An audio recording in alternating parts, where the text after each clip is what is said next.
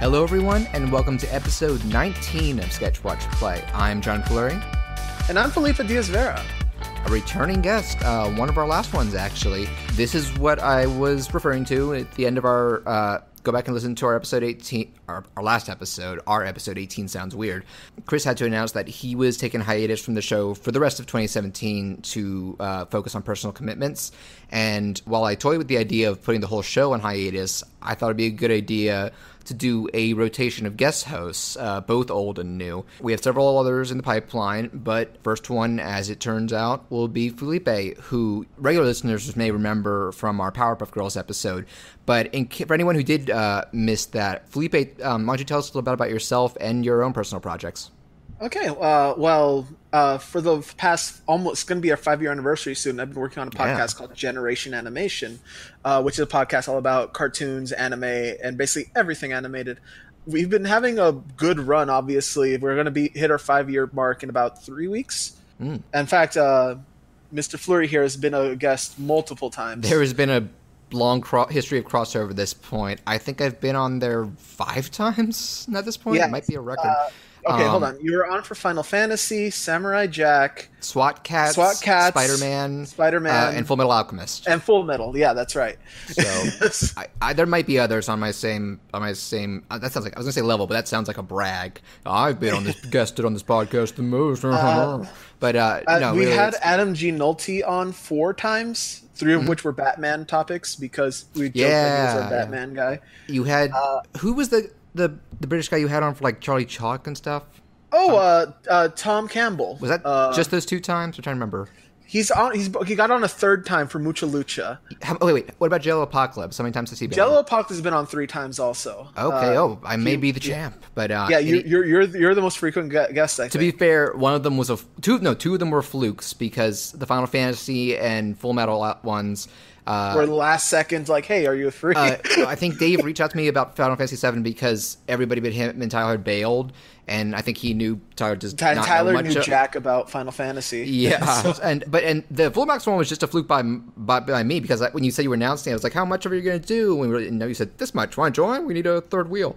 Yeah, because it turned out like Mark missed the episode, and yes. The Spider-Man was because you had actually said beforehand, like people, members of like the forums and stuff, reach out if you want to be on. Yes, I'm still a big part of practitioner for that. Like, I welcome new voices on our show. If you want to be on, don't be afraid to contact me at Fizucker on Twitter.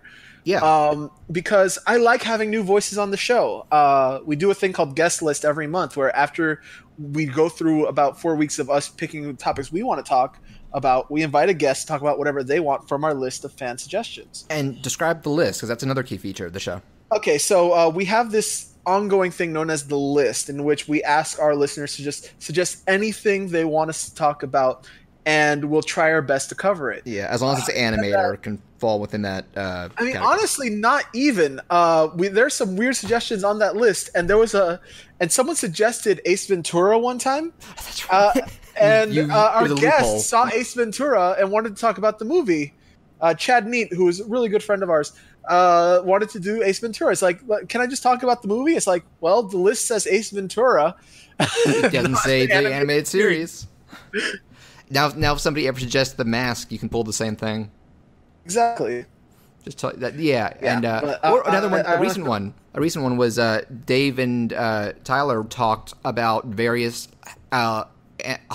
mostly live action adaptations, yeah, like Flintstones and all that kind of Grinch, all that stuff. Yeah, they were easier on something than I would be, but they were also very. Yeah.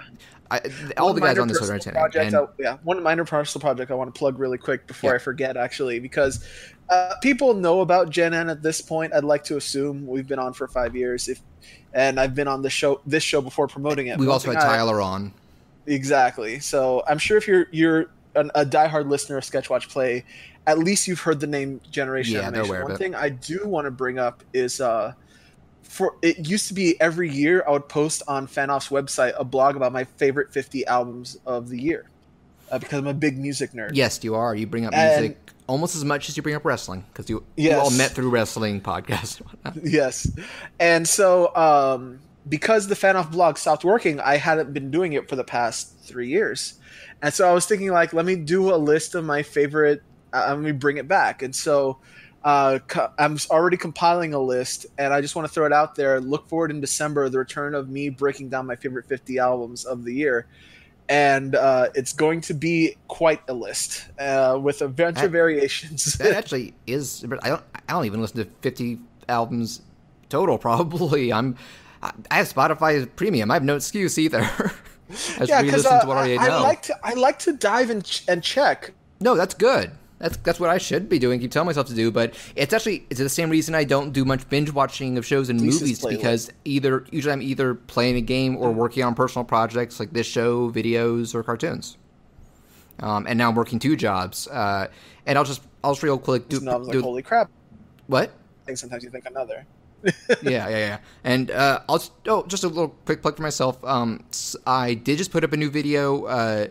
Because I've been doing game reviews on my YouTube channel. I did my first indie one that I was able to get a copy from the developer of this great rhythm RPG hybrid called the Metronomicon. Came out on Steam last year, just launched on Xbox and PlayStation. So check it out. I'll put a link in the show description, and it's a wonderful game. I also recommend playing it with a guitar controller because it supports various control options depending on your system. Nice. And I am also... Speaking of music games, just really quick, did that Amplitude remake ever see the light of day? Oh, yeah. I reviewed it. And it was good, but I was disappointed simply because it was a lower budget. They had to make up their own music for it instead of licensing big tracks, and the soundtrack was very forgettable. But the actual same thing happened with Rock Band 4's bass track list, I feel. But it was still fun to play, and I would recommend getting it just with that in mind, because I love the core gameplay of the Amplitude. It's one of my favorite rhythm games. Me and my sister used to love playing Amplitude all the time. And, Shades of Blue. I just adored that song. Computer controller. Oh, straight up, my favorite song out of there. Like, I downloaded it back when I listened to it, and I loved it, and I had to get it from Kazaa at the time. Yeah. What's that time? Korashi's Bassline, I think, is one of the best songs on that entire freaking. I'll just remember that one. I have the soundtracks for both Amplitude and. That one's not ringing a bell. Bassline. We got those on the beats. Oh wait, yes. When you did the rap, that was like, yeah, that one. Yes. Man, and the visuals weren't quite as good either. They went a little more dark and muted. But I actually do recommend the Amplitude remake, but I also recommend seeking out the original. It's probably not very expensive. And actually, one of the things you threw out for what our discussion today, there were a bunch of things, and one we suggested was Rock Band Guitar Hero Retrospective, and I considered being a music nerd and a video game fan, it's just my perfect cross section. Yeah, no, I considered we should if in case you're running low on guests again, I'm just saying. I'd say like a whole rhythm game retrospective, because I've played a ton of them and I've adored them, and I've touched on that in the Metronomicon review. Like, ever since Parappa made that genre pretty much a thing. I owned the original Parappa, and I never beat it as a kid. I always got stuck on the bathroom level. If you go back, it's easier to beat, and I recommend picking up the remastered version on PS4. My sister has the remaster. However, for some reason, I just instinctively went to buy Parappa 2 instead. I think Parappa 2 is underrated. A lot of people dump on that, saying like, man, what a piece of shit. Granted, I do think Lammy's the best of all 3 games, but I'd say Parappa 2 is in the middle. One is a way less forgiving with its timing than the other 2, and that drags it down somewhat. Like, when I played the remastered version, I swear the chicken level used to be one of my favorites, but it was just, took me so long to get it in the remastered. But I still recommend people check that one out. And we'll save that for another day. I'd also love to bring up 2 of my favorite games made by one smaller Japanese developer, Gitaru Man and Elite Beat Agents. Nice. And the Owen Don games by proxy, since EBA was an American remake, basically. And the last thing I want to say real quick, that it's just a fun thing. So the bad news, I'm working 3 days in a row this whole weekend at my movie theater job. the good news, one, I'll make some money for it, and two, I'm actually very intrigued because I'm doing Ticket Ticker tomorrow, which is, checking the tickets and telling people this theater on your left. So two big movies are opening tomorrow. One is Blade Runner, and Felipe, do you know what the other is? Not off the top of my head. That doesn't surprise me because I remember you saying... Okay, I'll give you a hint. It was a show that was one of your first things you reviewed because Fan Request, and you were like, it's fine, but I do not get the fandom. Oh, dear God.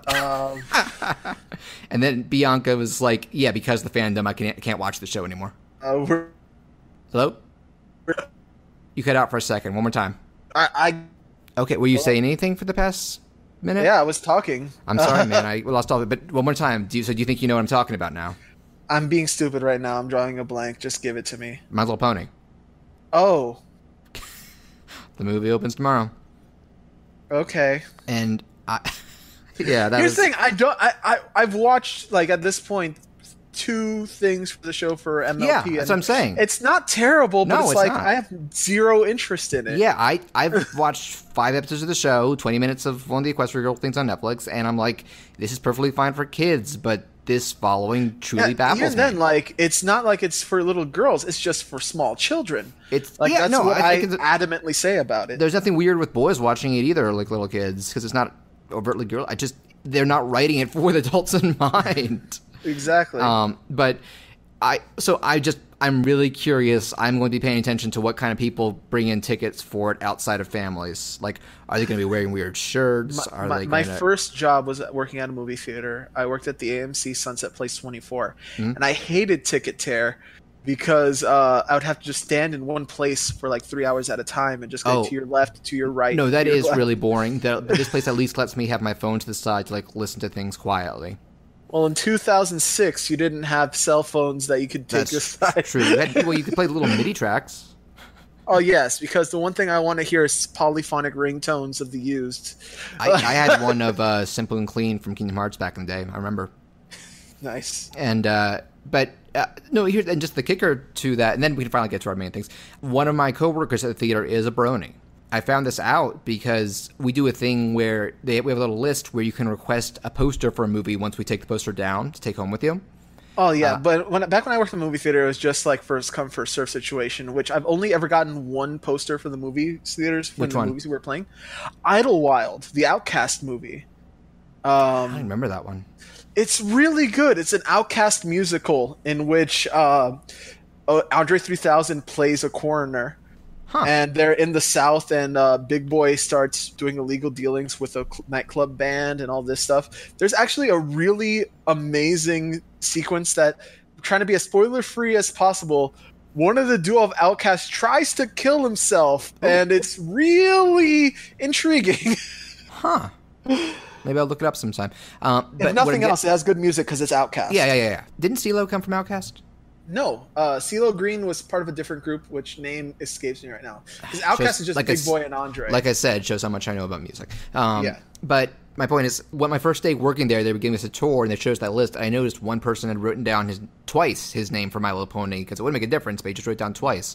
And I asked, is he a fan? Does he have a nephew? He's like, no, he's a fan. He's weird. And I was like, oh boy. But then when I met him, he's actually one of my best friends at the job now. He is a really chill guy, and I think I even told him, like, I wish bronies were, like, all bronies were like you. Like, I've had a similar situation. We've had on the show twice for the My Little Pony episodes, my good friend Roy Elvers. Yeah. And he's an awesome dude. Yeah. I remember he even said when he found out his club activity was being posted automatically to Facebook about Brony, he's like, no, I didn't want to be cramming down people's throats. Yes. Granted, I guess this coworker technically does, because we do the thing of our name tag, we list our favorite movie beneath it. So mine is Iron Giant. His is Rainbow Rocks, the second Equestria Girls movie. And I asked him, like, how's that go? He's like, they usually ask what it is, and I tell them, and they just go, okay, or they laugh a little bit and move on. But I mean, he's fine, and he's actually our main projectionist too. So he said, the first showing, I think it just started 10 minutes ago from this recording, and he said if he was able to, he might sit down with it during it and wear a little pin, like badge of honor. And actually, I will say, the movie got leaked like 2 days ago. I visited a certain site for streaming cartoons, and there it was. and I skimmed like 20 minutes of it, and I'm like, it's for the fans. It's not awful, but the fans are the ones who are going to get the most out of it. I mean, I'm being perfectly legit there because I really like Go ahead. One more time, Felipe. It's a connection issue, I think. I've had the same issue with Colin. Maybe it's me. But basically, my voice-connected green bars would be fine, and then it would just drop to red. But I'll keep an eye on mine. Do you have issues on your side often? None. Honestly, no. I haven't had an issue. Like, I used to have a bunch of internet issues, but I haven't had any issues in a hot minute. It could be mine then. I'm just not seeing. I'll keep it on my bars. But like I was saying, I did. Did you hear anything that I said? I heard you talking about him wanting to go to see, he's a projectionist. He's going to go see it like opening night. The movie was leaked 2 days. Yes, and I talked to him about it, and he said he's actually wondering if that'll affect how many bronies go to see it. But I was like, it was probably never going to do gangbusters to begin with, and we don't know how big a good part, what the percentage of the audience's bronies actually will make up. Because, more families are going to see it than bronies probably. But he also said he'll be trying to see it on the opening screening and maybe like walk in with a little pin as a badge of honor. And I did watch, I skimmed through the movie, the leaked version, and it pretty much it's for the fans. If you kind of... And there's nothing wrong with fan-based content. No, I was going to say, I know Dave will hate me for this, but I really like old school SpongeBob, and I loved that first movie.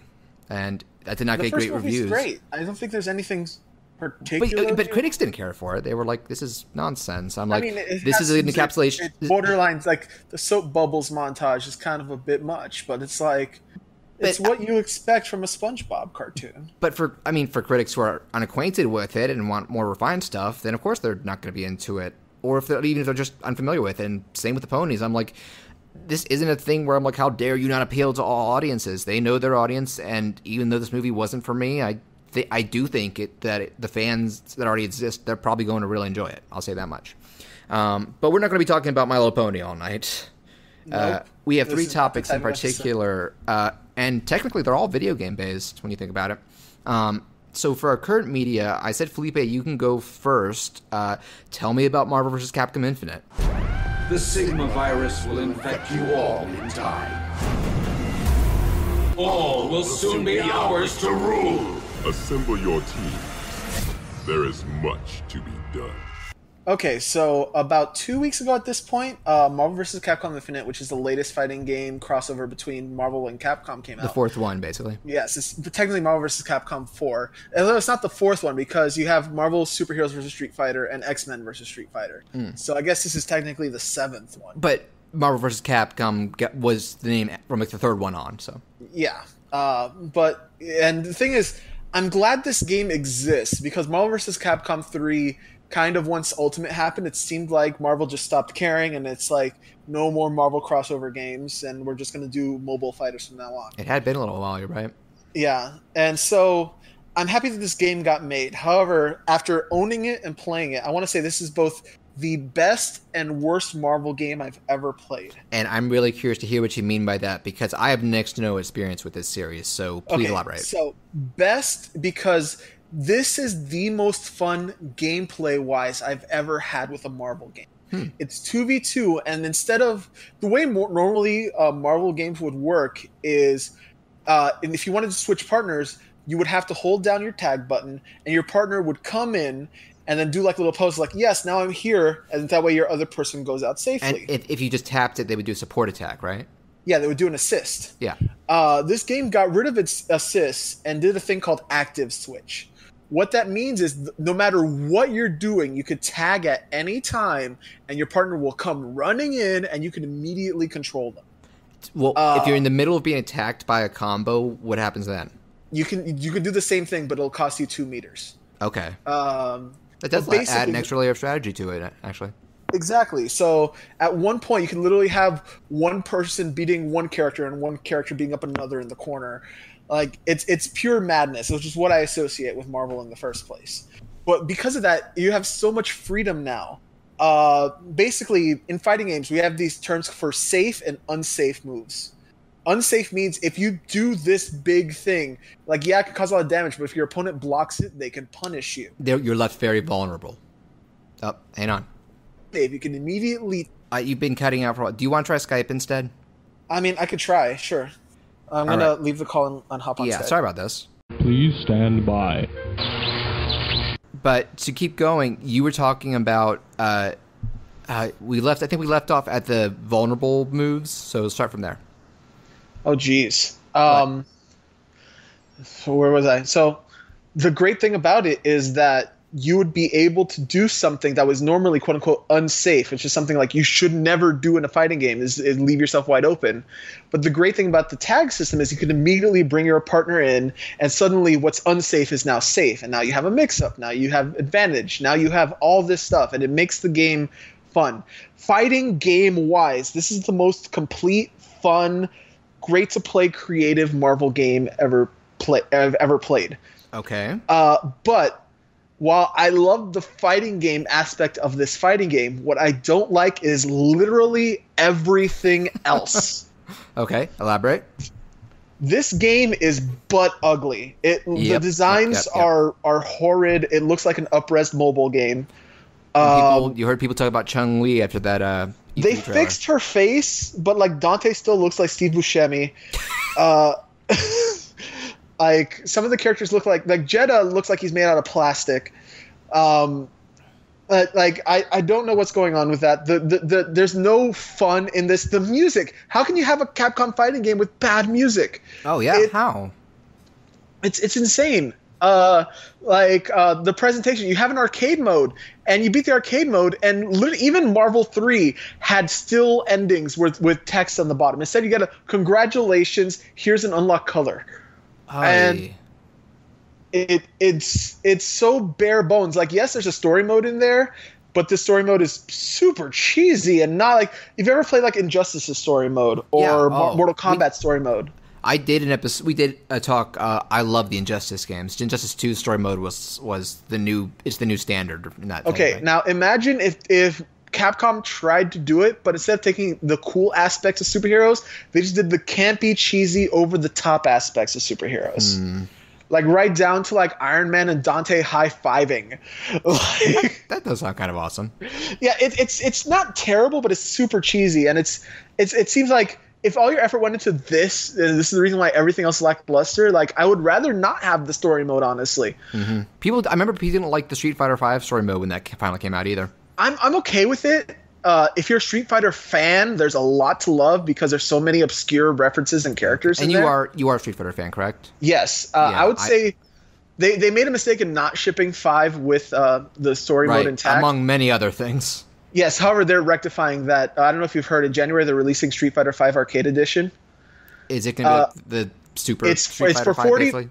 Basically, for $40, if you never bought the original Street Fighter V. You get for Street Fighter V with all the DLC characters, all the content, all the stages, and the story mode, all right to your door, and it's going to be updated and all that stuff. And so basically, if you never bought Street Fighter V, you get for $40 everything. Okay, I actually did buy Street Fighter V on sale a few months ago. Do you know how? In that case, you're gonna get all the updates for free. Okay, cool. In January, they said that if you already own Street Fighter V, the updates are free. Good on them. Because compared to the other Street Fighter V re-releases, 4 re-releases, they're like, no, you just got to buy the whole thing again for these characters. No, they said if you you only have to buy Street Fighter V once, and they were really adamant about that. Okay, and that's good. It's taken them 2 years, but Capcom has finally fixed Street Fighter V. Yeah, but I'm hoping the same for. They still probably should have delayed the base Street Fighter V by quite a bit, by the sounds of it. But yes. Back to Infinite, it sounds like you're about to... Yeah, to be honest, it actually kind of ties over in that I wish that the same thing happened, because also the roster is really lackluster. There's no X-Men characters, no Fantastic Four characters, no Deadpool. And do you know the reason for that? Fox, I believe. The Disney wanting to spite Fox, yes. Yes.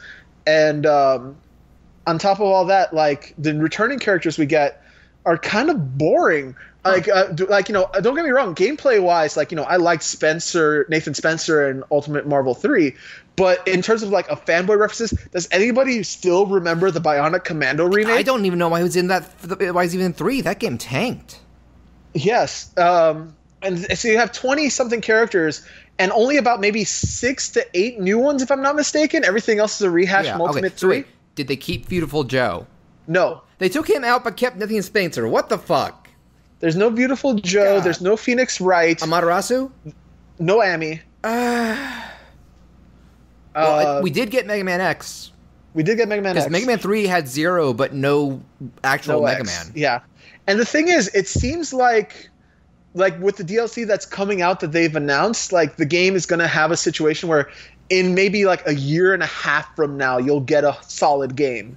And like in terms of, because, you know, they're coming out, basically you're getting Black Panther, Sigma, Venom, Black Widow. Okay, so we are getting a Spider-Man character. Yeah, well, Spider-Man's in there. Oh, it was X-Men. Oh, yeah, because Sony's cooperating. And Sony is Spider-Man. Yeah.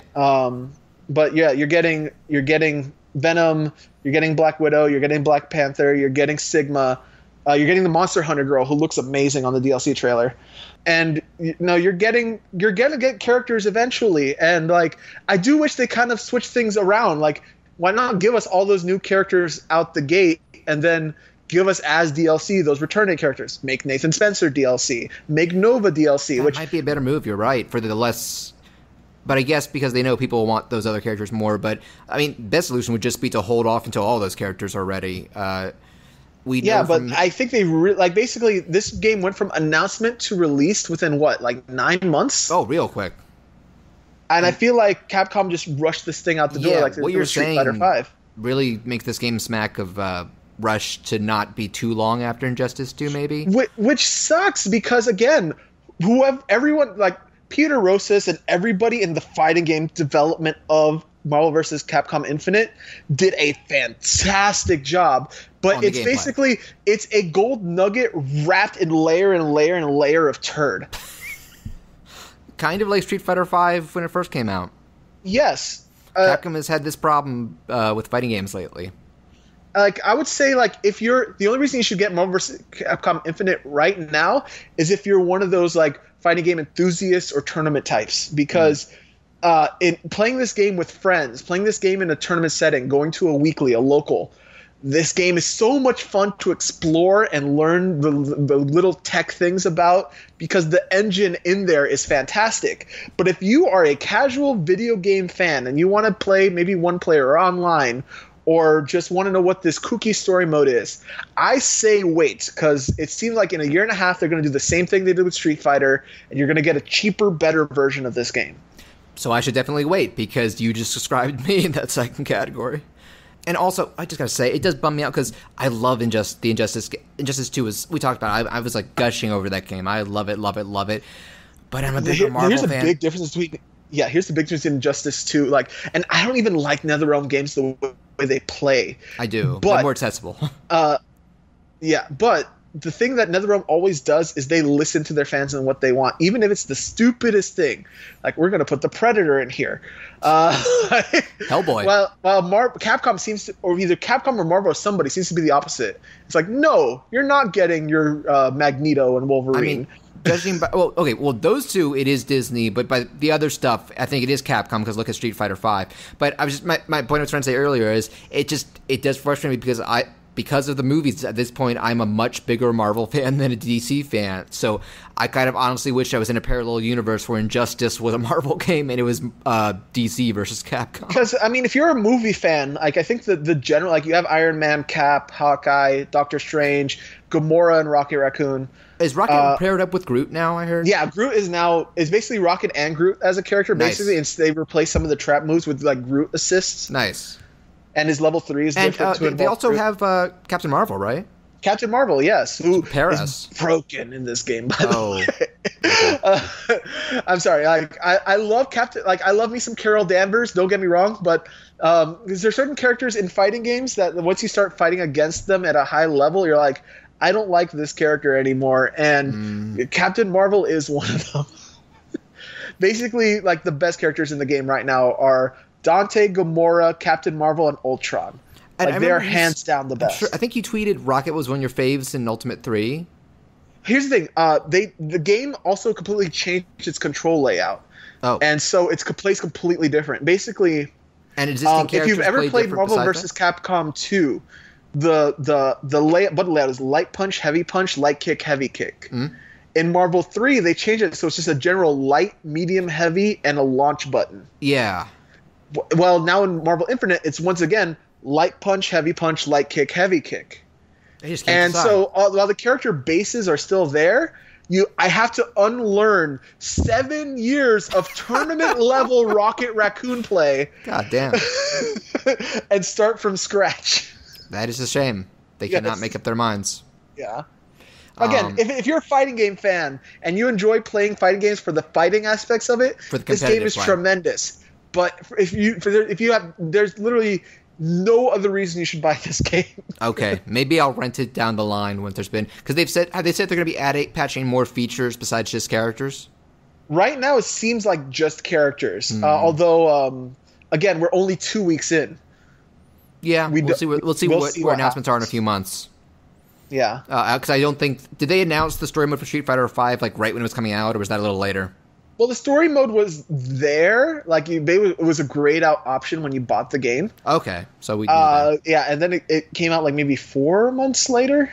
Okay, and that was free. Yeah, it was a free update. I think you said like the characters and stuff are free, though the characters. Okay, so the way the characters work is basically Capcom. You could buy everything legit with money, but they did this thing called Fight Money. Yeah, in-game currency you could earn. Play online, if you play arcade mode, or not arcade mode. There's no same such thing as thing. Overwatch, basically. Yeah, basically you can earn fight money to unlock characters, and they have weekly goals or whatever. Where if you open your game once a week, you can buy every character without spending a dime. But playing Street Fighter V once a week every week, after a while you just decide to stop. So yeah, that's even new with Injustice 2. Yes. Though with the new characters coming out, I might invest in some of them. I'm very curious to see how Hellboy plays, and if they'll get Ron. Actually, they probably won't get Ron Perlman because they're doing that movie reboot. Yeah. I don't own Injustice 2 because of the fact that, after playing Injustice 1 and MKX, again, their games are very well done and fan not your thing. But in terms of the actual feel of it, I don't like the way NetherRealm games feel. Mm-hmm. They're very choppy. Everything feels like it has a lot of weight to it, which for a Mortal Kombat game type makes sense. And for a game about superheroes. Yes, but basically, I don't like feeling like I'm swinging my punch like. I like being the jab go like da da da da da, which is why I like playing Street Fighter and Marvel and Tekken. I like being able to go from one thing to another very smoothly. That perfectly makes sense. And do you want to move on to our next subject? Yeah, I'm pretty much done here. I just wanted to say that Marvel Infinite is the most fun game I've ever hated. Perfect. Put that on the cover. That's a review quote. Most perfect game I've ever hated. Go play it. Actually, so 2 things. 1, I'm just going to step away for a second to get some more water. And 2, can I actually ask if you turn down your headset volume just a little? How about now? I think we're good, yeah. So I think I brought this up earlier. We actually, each of the games we've picked for opening thing are things the others is pretty much completely unfamiliar with. I've been sinking a lot of time over the past week or so into, I would say, a little game, but it's one of those things that's kind of in between niche and big, because I've seen its following get a lot bigger in the States with each new product. I saw, well, before I don't want to spoil it before you say what it is. So. Well, I'll tell you right now, it is the third main entry in it's Danganronpa V3, Killing Harmony. We are the Mario-cast! We gotta work together to find the mastermind. Then we can end this killing game. So I want to say something. I'd never heard of this franchise before, but I'm a big fan of Honest Trailers. Okay, so you've seen the Honest Trailer for that. Honest Trailers has been doing Honest Game Trailers on the Smosh video game channel. Yes.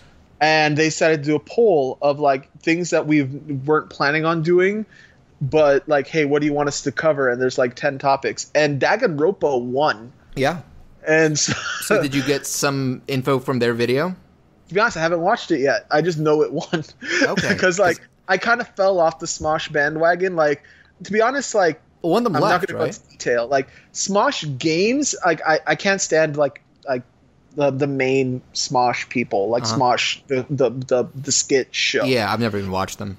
But Smosh Games is literally just a group of people that have nothing to do with Smosh, but they're just associated with them, deciding to play video games and doing stuff. And they're a bunch of cool people, and I enjoyed watching. Yeah, and the Honest Game trailers gets the same guy who does the voice from the Honest Movie trailers, which that whole thing has a fun style. Yeah. I think it's most fun when they dig into total pieces of garbage. They do a lot of good movies too, but it's still stuff you can point out like, yeah, that they have a point there. So, but other than that, do you have any knowledge of Danganronpa, about the premise or the characters or all that? I know there's a bear with a half white, half black face. That is literally it. All right, I will sum it up as quick as I can. Okay, watch it. First off, have you ever played any of the Ace Attorney games? Yes, I have. The core gameplay is pretty much that meets something like Persona. The idea for each main game, because it's also been a spin-off, is that you play one of, I think it's always about 16 high schoolers who wake up imprisoned in this like confined building or location, and the villain is this bear, Monokuma, who they make it clear actually he is a remote controlled thing, and there's a mastermind controlling him, disguising themselves and orchestrating this whole kidnapping and like keeping everybody in the dark about what's going on or their motives. So I like to call him the anime equivalent of the Jigsaw puppet, though he's actually a fantastic character. And the way he sets it up is, I've made it so that you can never leave or see the outside world again unless one of you kills another and gets away with it. The idea is they'll often start out trying to live in peace. Eventually, inevitably, a body is found, and that's when it goes into full Ace Attorney mode. In the in-between time, you can choose, you get free time periods, and you can choose which characters to spend it with, bond with them, get some backstory, and get ability points for stuff you can use. It's kind of like your general JRPG bonding system. Yeah. I think Persona does that for school segments, if I know correctly. And the interface kind of reminds me of stuff like Persona 2. Very Japanese, exaggerated, bright, vibrant colors in the interface. I like it. And so basically, once the body's discovered, then it gets into the pure Ace Attorney phase, because you have an investigation period because the main interface when you're exploring is basically point and click. And you look at each location and just pick up, all right, well, this is evidence, this is suspicious, let's add it to evidence. And then you all have your big trial. And that just like Ace Attorney, that's the true highlight of the game, because this is a series that is very good at surprising you when it comes to not even just always the killers, but just other plot elements. Sometimes you get surprises about the victim. Like, it turns out there was something about him that played into the murder. And there's something about, and don't take this the wrong way, this is going to sound like it's his own genre, but not really, but kinda. Japanese high school murder situations. Oh, yeah. Isn't that I've what never high school been dead super high on. Cause I know you've said in the past, school's the most played out setting to you in media. At least cartoons. And I don't like it in anime myself. That's one of the reasons I fell off the anime bandwagon for years, because I was sick of everything being dumb, like moe high school garbage. But really, the fact that it's a high school thing isn't as much of a setting, isn't as big as a factor than probably making it sound. Because it's not playing to classes and stuff, more just about the environments. And the second one actually said, screw that, just put them all on a tropical island. And that is one of my complaints about 3, is that it's another school again. I kind of wish they'd kept going with the theme of just something completely different environmental-wise each time. But really, the meat of Danganronpa is the characters. It falls heavily into the visual novel trapping, where it is more reading or listen dialogue than playing. Though in the trial segments, they do the thing of, you'll get a bunch of statements made by different people, and each moment of those provides you with specific items of evidence. You have to choose the one to use on a specific statement to counter or agree or elaborate on.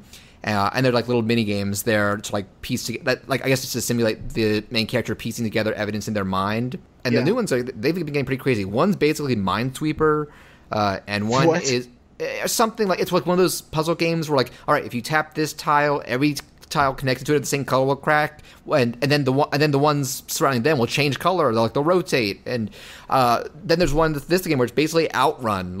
Okay, you're driving this neon tunnel, you're going to pick up cubes with letters saying a question, then you drive into the person that's holding the right answer. And it's a twisted and batshit insane series. Not just because it has a lot of humor when you're just getting to know the characters, and even in the trials themselves, because some of the characters, much like Ace Attorney, are just perpetually ridiculous. The idea in each supporting cast is that they're from an elite group of high schoolers considered ultimates because they are picked as the ultimate in whatever their field or their skill is. So kind of like My Hero Academia. Something like that. I don't know that much about. Obviously, no actual superpowers, but that idea of these are the best of the best. Well, I mean, if we're talking main character, that actually does tie into the main characters of the first two games in that people are like the first one, he won a lottery to get into this school, and so he was just considered a lucky student. And the second one, he can't remember or be aware of him having an ability, and so people are doubting him and yada yada. And both play into the end and the themes of each game. And in the case of the third one, this is the first to have a female protagonist, because there was actually an action game spin-off between 2 and 3 that had the main character of the first game's sister, Ultra Despair Girls. That one actually wasn't a big fan of, at least playing, or even the story wasn't as good. I'd say if you're to be completionist, just look at the cutscenes on YouTube, and then they've been weird about the progression of the story because they did the first 2 games, an anime retelling of the first game, and then an anime called Danganronpa 3 to wrap everything up to that point. And then V3, well, just to be weird. And then V3 is called that instead of 3 because it is, I'm so convinced it does, I've read reviews that are spoiler-free, but they're saying no, this does tie into the others, but you'll have to go through all of it to understand why. 2 is the same way because without getting to spoilers, you get the feeling that the characters here should... The end of the first game makes it clear that the outside world did become aware of what was going on in this school. And in the second one, they're seeing Monokuma and be like, what is this? What is that? And there's also one of the characters from the first game is there, but no memory of it. And so you're like, how does this fit in? And it all makes sense by the end in a super batshit So crazy wait a way. minute. So basically it starts off with a friend building situation. Okay. So and then supernatural stuff starts to happen. I wouldn't even say supernatural. Murders happen. Eventually one student is motivated to kill another. And then the Monokuma's rule is once 3 or more people find the body, he sounds an alert and says, get investigating, then we'll do the trial. Because the idea of the trial is... they present the evidence, and at the end, they eventually have to vote on who they think the killer is. And the motivation is, he says, all right, look, if you all correctly vote the killer, I will brutally just kill the killer, and then you go back to this imprisonment. If you pick the wrong one, I kill everyone but the killer, and the killer gets to go free into the world again. So that is, more often than not, the killer's motivation, is they cave to the idea of finally being free. Huh. Yeah. But also some of the games put kind of twists on that, because it's like Phoenix Wright in that it's a case-to-case basis. It's divided into chapters, and there could certainly be plot elements that carry over from each to each, particularly like the beginning and end. And this series just going forward, because I remember the first case of the first game when I got to who the victim was, I was like, I did really not expect it to be that one. They were setting something you would expect up and then pull the rug out from under you. And then even at the end, when you find out who Monokuma's controller and the killer is, it's a real mindfuck going with what you're already aware of.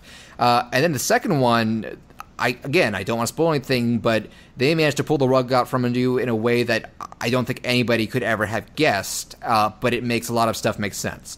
And this third one, now I talked to you about this earlier. I'm not going to say actual spoilers in the expert episode, but I want to tell you the first trial of this floored me because I can count the number of games that have done something similar to this on one finger.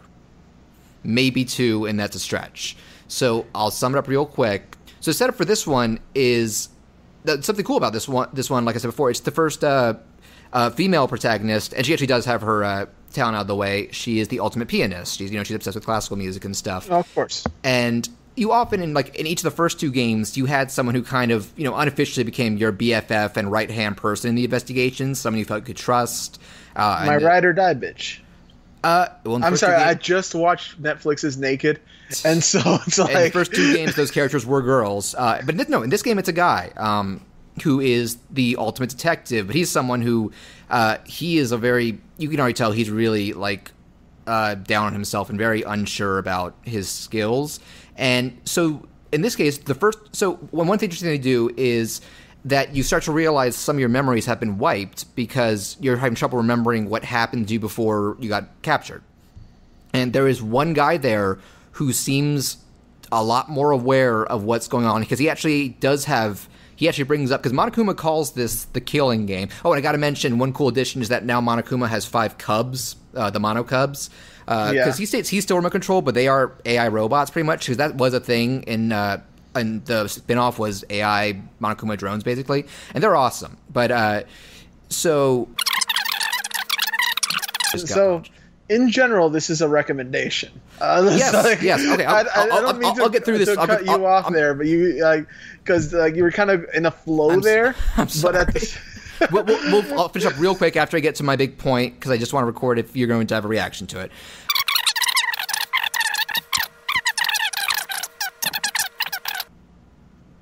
Huh.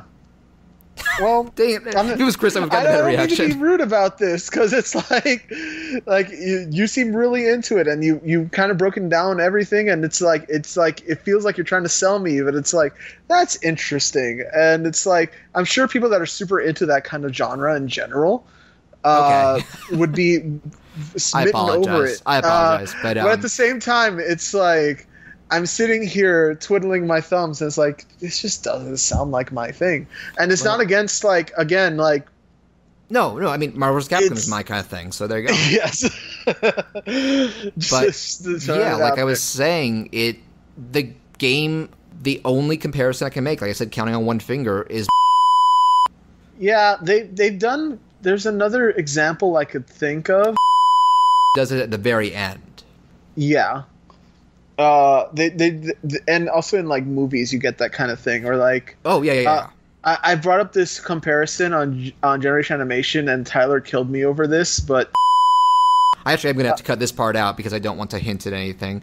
Yeah, just getting past, like, it was a twist so insane that I was like physically, mentally reeling from it for like the next day. Like, I cannot fucking believe this. This is unreal. And I've heard even more, like, the reviews are careful not to get spoilers, but they're saying, like, if you thought the ending to the second one was a mindfuck, which it absolutely was, that had me going like, what the hell? They're saying the third one is one of the ballsiest endings to a series I have ever seen, was one review saying. He's saying, like, it is guaranteed to be completely divisive forever among this series fans.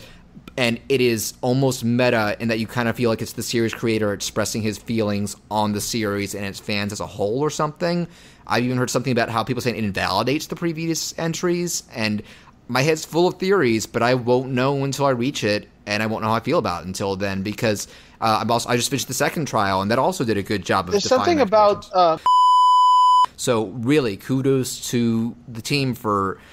They're still finding new ways to surprise me with this series, and I'm intrigued to see what that includes, including the ending. Like, even if I end up pissed off about it, I'll bet I'm going to be like, kudos, because I couldn't have seen it coming.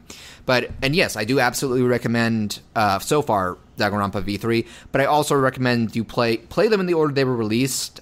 2 absolutely does tie into 1, though you don't understand how until the end.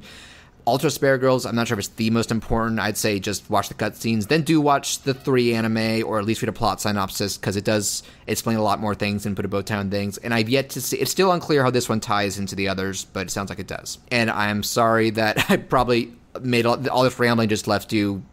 like you said, huh? It's just like, I don't want to cut him off because I don't want to be rude, but at the same time, it's like...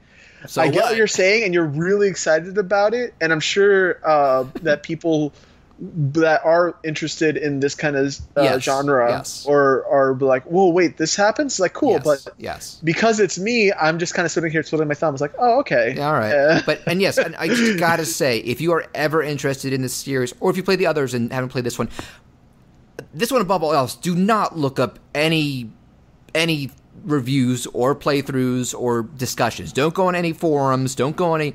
Like, the end of this first trial, and I'm sure others in the game, you do not want spoiled, because it was most of the impactful shocks I've ever had in a game, because I've basically never seen anything like it. But So we're done talking about something I like that Felipe was not into. Felipe talked about something that I'm not familiar with. Let's get to our main topic, which is something that we're both familiar with. Felipe suggested, and I know you've even talked one iteration of it on your own show back in its early episodes. Yeah, really early episodes, yeah. We are about to talk with a multimedia franchise, the creation of an awesome artist named Steve Purcell, and by the title of Sam and Max Freelance Police. Well, here we are, woefully lacking chutes and falling at 1 billion feet per second. Is it my fault the restroom and cockpit doors are virtually identical? I can't imagine what it's going to be like to hit the bricks at this speed. I know! Grab me by the ears! You are aware there are children watching. Just do it! Indeed. Can I say a weird confession? Go for it. The first time I ever got introduced to any Sam & Max media wasn't the comics, wasn't the cartoon show. I saw a trailer for the first Telltale game on YouTube. I'm like, what the heck is this? What's this big dog and bunny guy? You weren't aware of them until then? I wasn't. I wasn't aware of Sam & Max until about the mid-2000s. Yeah, that was pretty late in, because for me, it was the cartoon. So let me just give a quick outline of the history of this thing. It started in the 80s, actually. Steve Purcell, he was an indie comic artist. And I've actually heard he was working at Lucasfilm and was drawing these comics on the side for fun. And they would be like independently published. They would be little black and white. Yeah, basically, like he's been drawing Sam & Max since he was a child. Cool. Apparently, they weren't his creation. His big brother created Sam & Max, and he just drew Sam & Max. His brother ever demand royalties? Stories. Basically, even and so, I remember, I don't know if this is him or somebody else hearing a story about how, as a kid, they wrote a crayon thing, you now have the rights to Sam & Max. Whoops. Again, it's been a long time since I've seen this documentary interview that's on the DVD. To be fair, I'm pretty sure 99.9% of the material does come from Purcell himself. At this point. Yeah, basically, but just the initial idea of this this rabbit and dog cops were from his older brother, and he just made these stories around it. And actually, because I know you guys confused this, Max is not technically a rabbit. He is a lagomorphic rabbity thing. I looked it up on a fan website. He is part rabbit, part Wolverine. Oh, which would definitely explain his ferocious tendencies. Oh, that too. And so they've been in comics. Their first adaptation of something else was, I guess someone at Lucasfilm saw it, because this was back when they also owned LucasArts, the video game developer who became most famous for their adventure games back in the days, like Monkey Island and the like.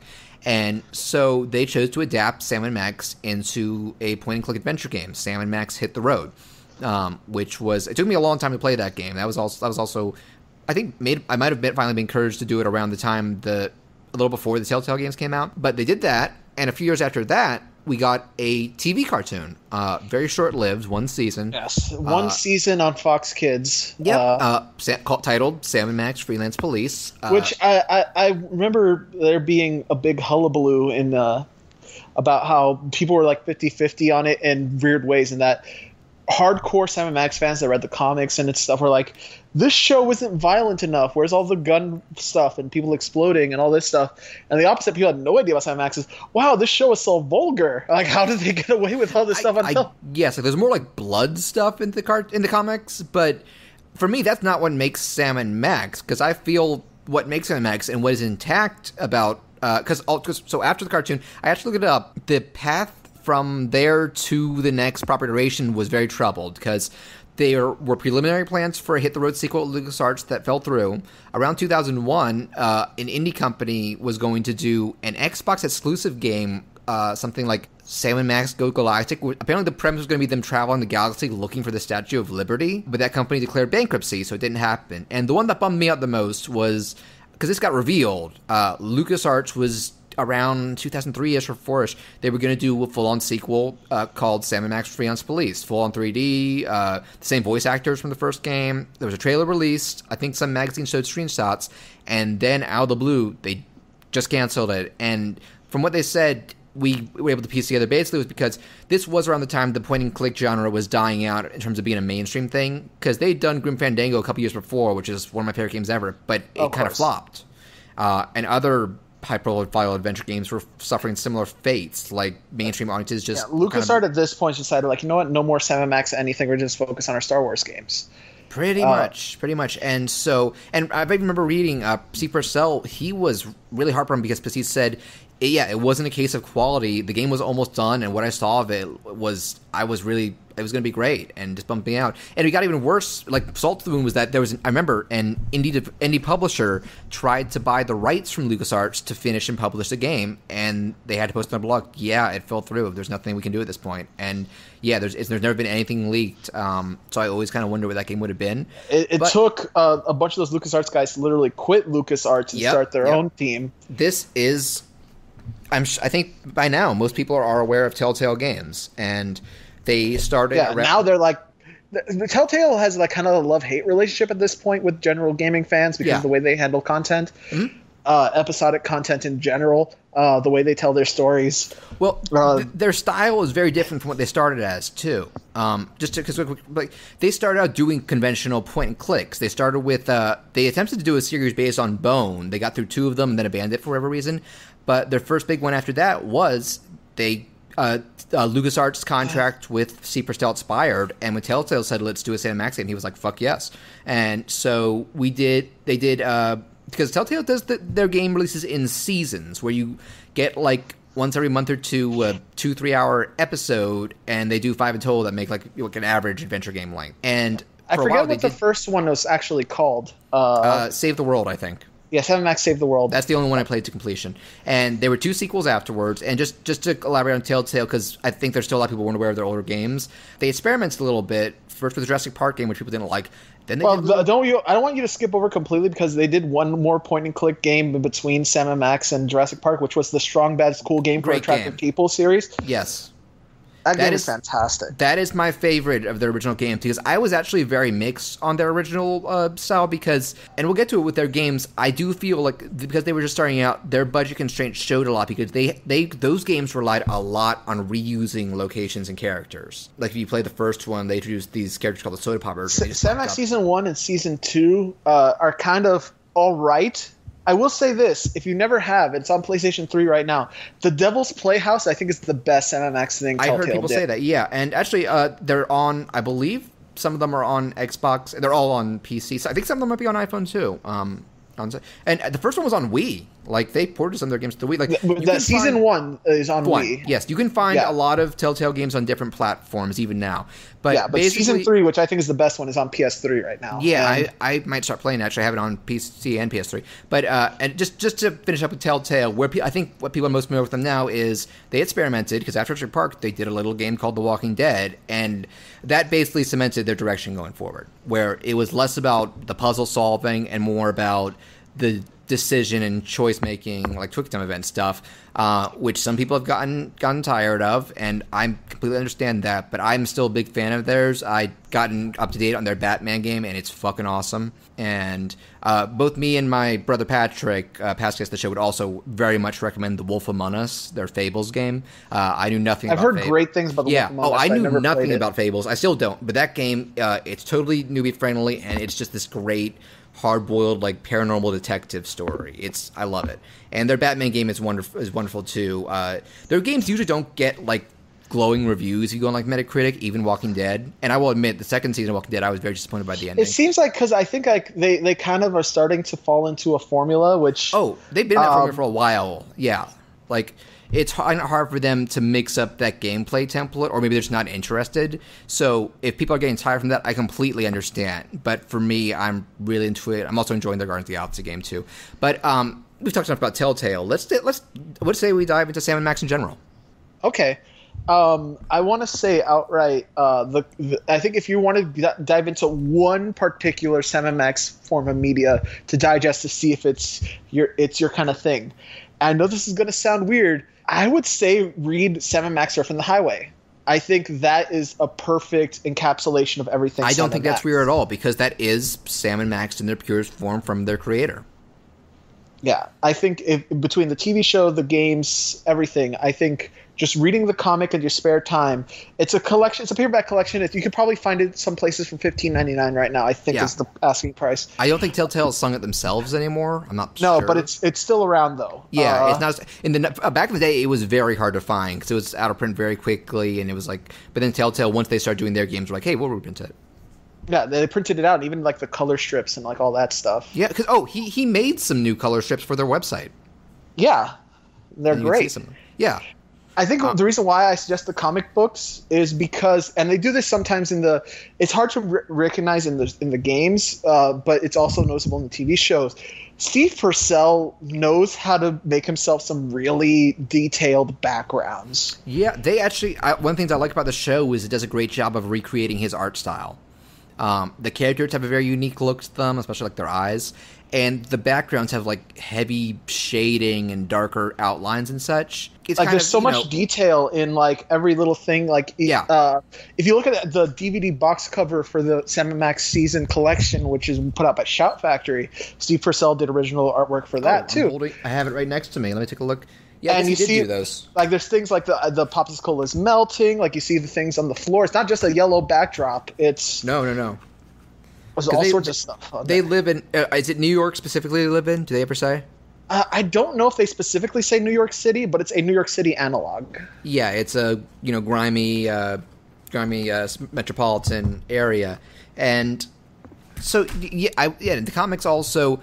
Rereading the comics today made me kind of realize something about. It's not. I don't think it applies to all forms of Sam & Max, at least the games. Story progression. Purcell basically does whatever he wants with these plots. Oh yeah, he does that with he does that also with the show and the game to a point. Yeah. In fact, there are episodes of the show that are direct lifts of comic stories and dialogue. Yeah, but there's I think the perfect example of this game-wise, episode 3 of the Sam & Max Devil's Playhouse. Basically, it starts with someone killed Max, and basically Sam decides to go full noir detective to find out what happened. Mm-hmm. Literally, and I don't think this is too much of a spoiler because A, it's a game that's old, and B, it's only 40% into the game. Basically, just Sam 40% just finds Max's brain, puts it in a tube with a speaker, and then they just travel through time randomly. Okay. Max dying is nothing new, because another great story that became a TV episode, Bad Day on the Moon. Bad Day on the Moon, like Steve Purcell has recreated at least 5 times at this point. Oh, wait. Outside of the comic and the show, what have they done with it? Oh, the thing is, there's the original comic from the 1970s that he did as a kid. Then there was the actual comic. Oh, I guess that's the one that's from the highway. And then there was the TV show. Yep. And if I'm not mistaken, the last episode, while not a beat by beat homage, the last episode of season 1 ends up on the moon. Okay, I skimmed through the finale because they call it the last episode because it's about a bunch of past villains come together to try and kill them. Yeah, and they do a bunch of flashbacks. It's not at all beat for beat. They always use the same joke. Like they end up on the moon. Breathtaking, isn't it? Of course it is. Everyone knows there's no air on the moon. But then they take their paper bag masks off and they're like, oh no, we can breathe. Those astronauts were just too cowardly to do it. Yes. I want to get into like the style of the show because I think the thing that has always stuck out to Sam & Max about me that really makes it a unique and just kind of awesome and witty series. These characters, I don't have a word for the way they talk, but it's unlike anything else I can think of. They're not vocabulary they're not doing vocabulary gymnastics, but they are also at the same time, they're just finding ways to just kind of bounce off each other in a way that is so unique to them. Well, and also it also applies to observing their situations and environments. It's like I wrote down some stuff from because sometimes it just plays into them. Like I watched an episode of the show where Max gets a watch that lets them time travel. When it starts, it's doing the thing of like there's a spiral behind them, like clocks flying by, and Sam goes, "Look, the pedestrian special effects, the hackneyed imagery. We must be traveling through time." Yes. And like even though I think their personalities are kind of different from each other in that Sam is very much the straight man, and Max is this off the wall, loves to be aggressive and just be zany. But there are also some people who are like nothing phases them, almost literally nothing.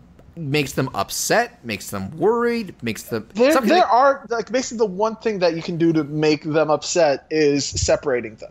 Or killing Max, which happens multiple times. It's just never permanent. As shown in the by Bad Day of the Moon, thing, Max gets vaporized, but then like Sam's finger starts talking. He's like, Sam, everything that makes me, it's that my organs and bones and stuff is now in you. So he puts Max's burnt like scalp and ears on it, makes a hand puppet and draws a face. There's also an episode where they basically get stranded on the island New Guinea pigs. Yes. And basically Sam walks in and thinks that they've turned Max into a throw rug. And no, other way around.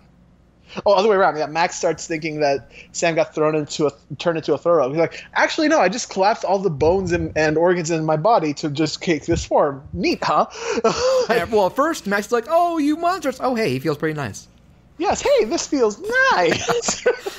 It's just like, I wouldn't call them sociopaths. It's just, I don't think they can feel fear or worry. I read another comic, because I actually wrote down, just to talk about the way these stories go.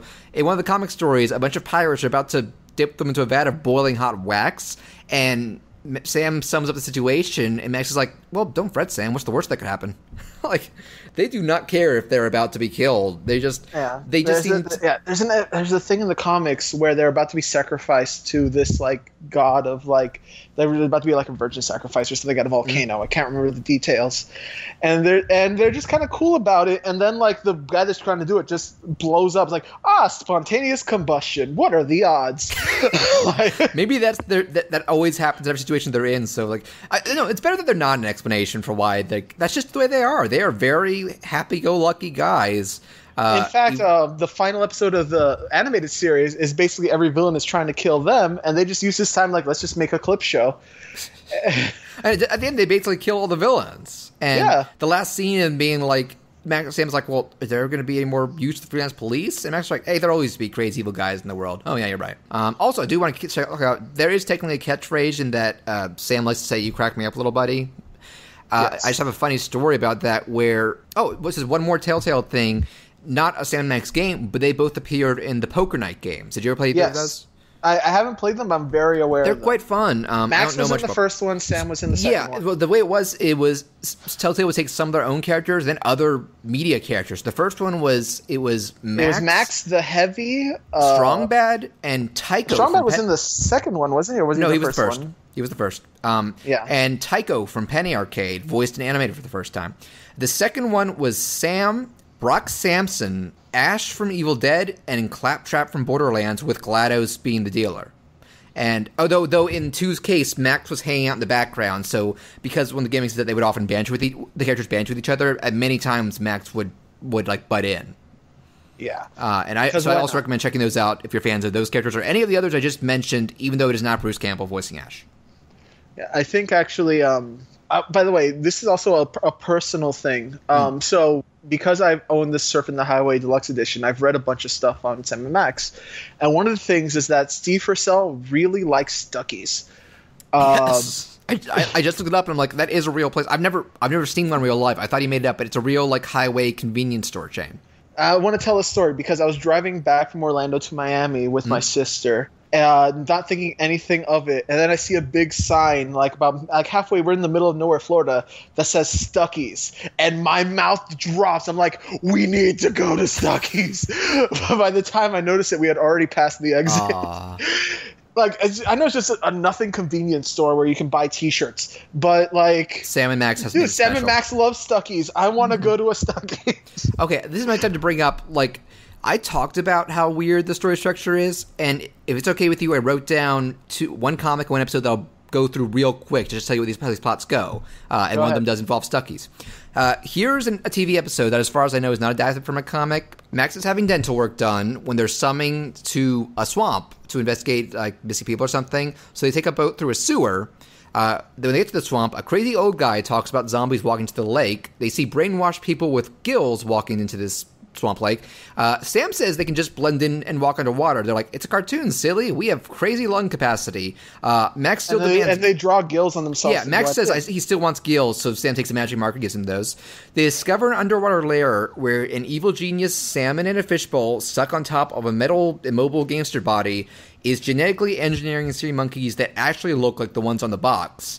And his plan is to corner the market on them and make food out of their organs. He has a giant, and he's removed everybody's brains for them to be his slaves. A giant fish engine comes in and unscrews Max's scalp. I want to say this really quick before you go any further. One of my favorite lines of the entire show is when they unscrews the brain and Sam says, pressed down on his medulla oblongata. $20 says he smells burnt toast. And he pulls out bills. Yes. Like, they're so lackadaisical about everything. And so when he starts pressing the brain, Matt starts, I think he sings the Lollipop Guild song. He sings, What a Wonderful World, but gets the lyrics wrong. I think he also talks about Paul Lynde on Hollywood Squares. Like, it wouldn't surprise me if the voice actor was just ad-libbing. He runs amok. Instead of stopping him, the fish's bodyguards go on lunch break. And so Sam grabs the fish and threatens to flush him if he doesn't surrender. The people are saved. The fish henchmen and sea monkeys go into star at a SeaWorld type attraction. And I noticed a quick shot of people taking their photos. You see in the background an alien with a triangle-shaped camera and just a disembodied smiley face. And that's where the episode ends. Like, the funny thing is like the plots are all over the place, but I'm finding that because to me it leads into moments that are just funny gags and jokes. No, I am fine with it because it's in service of really funny dialogue and scenarios. To be honest, I'm just thinking of one-off gags from Sam and Max now. Like, there's the episode with the psychic kid that could turn people's faces into butts. Yes. And I remember, like, when Sam and Max first got into the secret Area 52 facility or whatever, they're given like these giant guns or whatever. And I think Max says at one point, like, this is kind of overloading the arsenal, don't you think? And Sam, who decided to stick the gun in the back of his pants, goes, I don't know, do you think this makes my arsenal look big? The main thing I remember from the episode is that Max keeps demanding that kid turn into a type of turtle. It was like a very weird... A painted turtle. A painted turtle, yes. And at one point he turns both of them painted turtles, and Max's response is just, thank you. Like, also worth noting, something I find interesting about every time they've been adapted outside the comics, like games or cartoons, each iteration adds supporting characters that are exclusive to each version. And you brought up one on the show. The show has a character called the Geek, which yes, I vaguely remember her because the idea is that she's a kid genius who is helping to like work on their car and make like equipment for them. He's like, basically like their yeah. And I remember revisiting the show. I was kind of worried because like forced-in kid characters usually suck. We kind of talked about in our last episode. We talked about like Sonic X and such.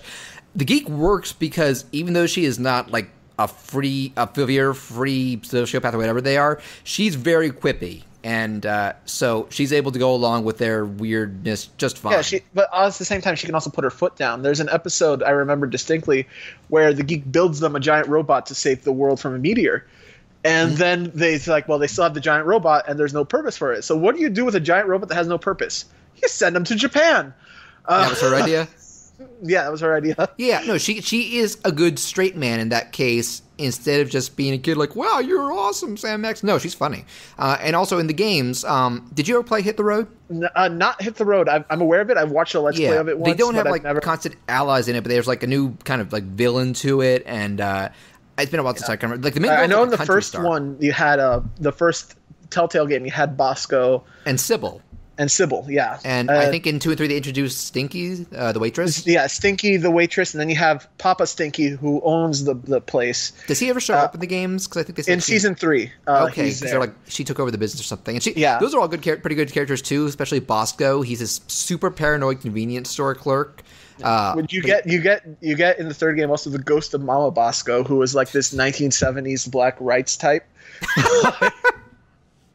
And I think they also have like small recurring characters who come back in later. Like we talked about the Soda Poppers, and I think the Soda Poppers, the Mole Man. Oh my goodness, the crime team, the computers. Yes, they're antique technology.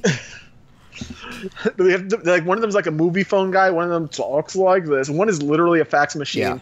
Yeah. And then you have an arcade machine that just yells at the top of his lungs like, "You can do it!" Yeah. It's also worth noting that midway through the first season, Max becomes president. I think he stays that way. He stays president. But it doesn't actually matter. He's still just doing his own crime-solving thing. Like, basically, in the very first scene of... so, basically, an alien ship lands in the very first scene of the Devil's Playhouse. Mm-hmm. And you get this flash forward where basically Sam can now see the future in spurts, and he knows this alien's going to be a bad guy. But he's going like, I come in peace, all this stuff. And the first thing you see is the agent from the first one is like, hello, Mr. President. It's like, oh yeah, I'm still president. Yeah, I mean, politics aren't his thing. Too many jokes to make about real life, but I'll take the high road. And yeah, the Telltale games are pretty fun too. The one downside to the adventure games is that they do Actually, it won't be a downside depending on point of view, but it's the stuff I mentioned earlier. They do kind of require their storylines to be a little more straightforward. Sort of, but like even then, like basically from episode to episode, because the stories are one long interacting story. Yes, and there's still like, crazy again, scenarios. The first episode starts with basically here's literally per episode what each episode is about, and you figure out how this goes into context. Mm-hmm. Episode 1, an alien lands on Earth to try to take over. Episode 2, Sam and Max go back to the 1930s. Episode 3, Max is dead, and Sam's trying to figure out what's going on. Episode 4, there's an attack of clone Sams dancing in gold-foiled underwear, and people are trying to figure out why.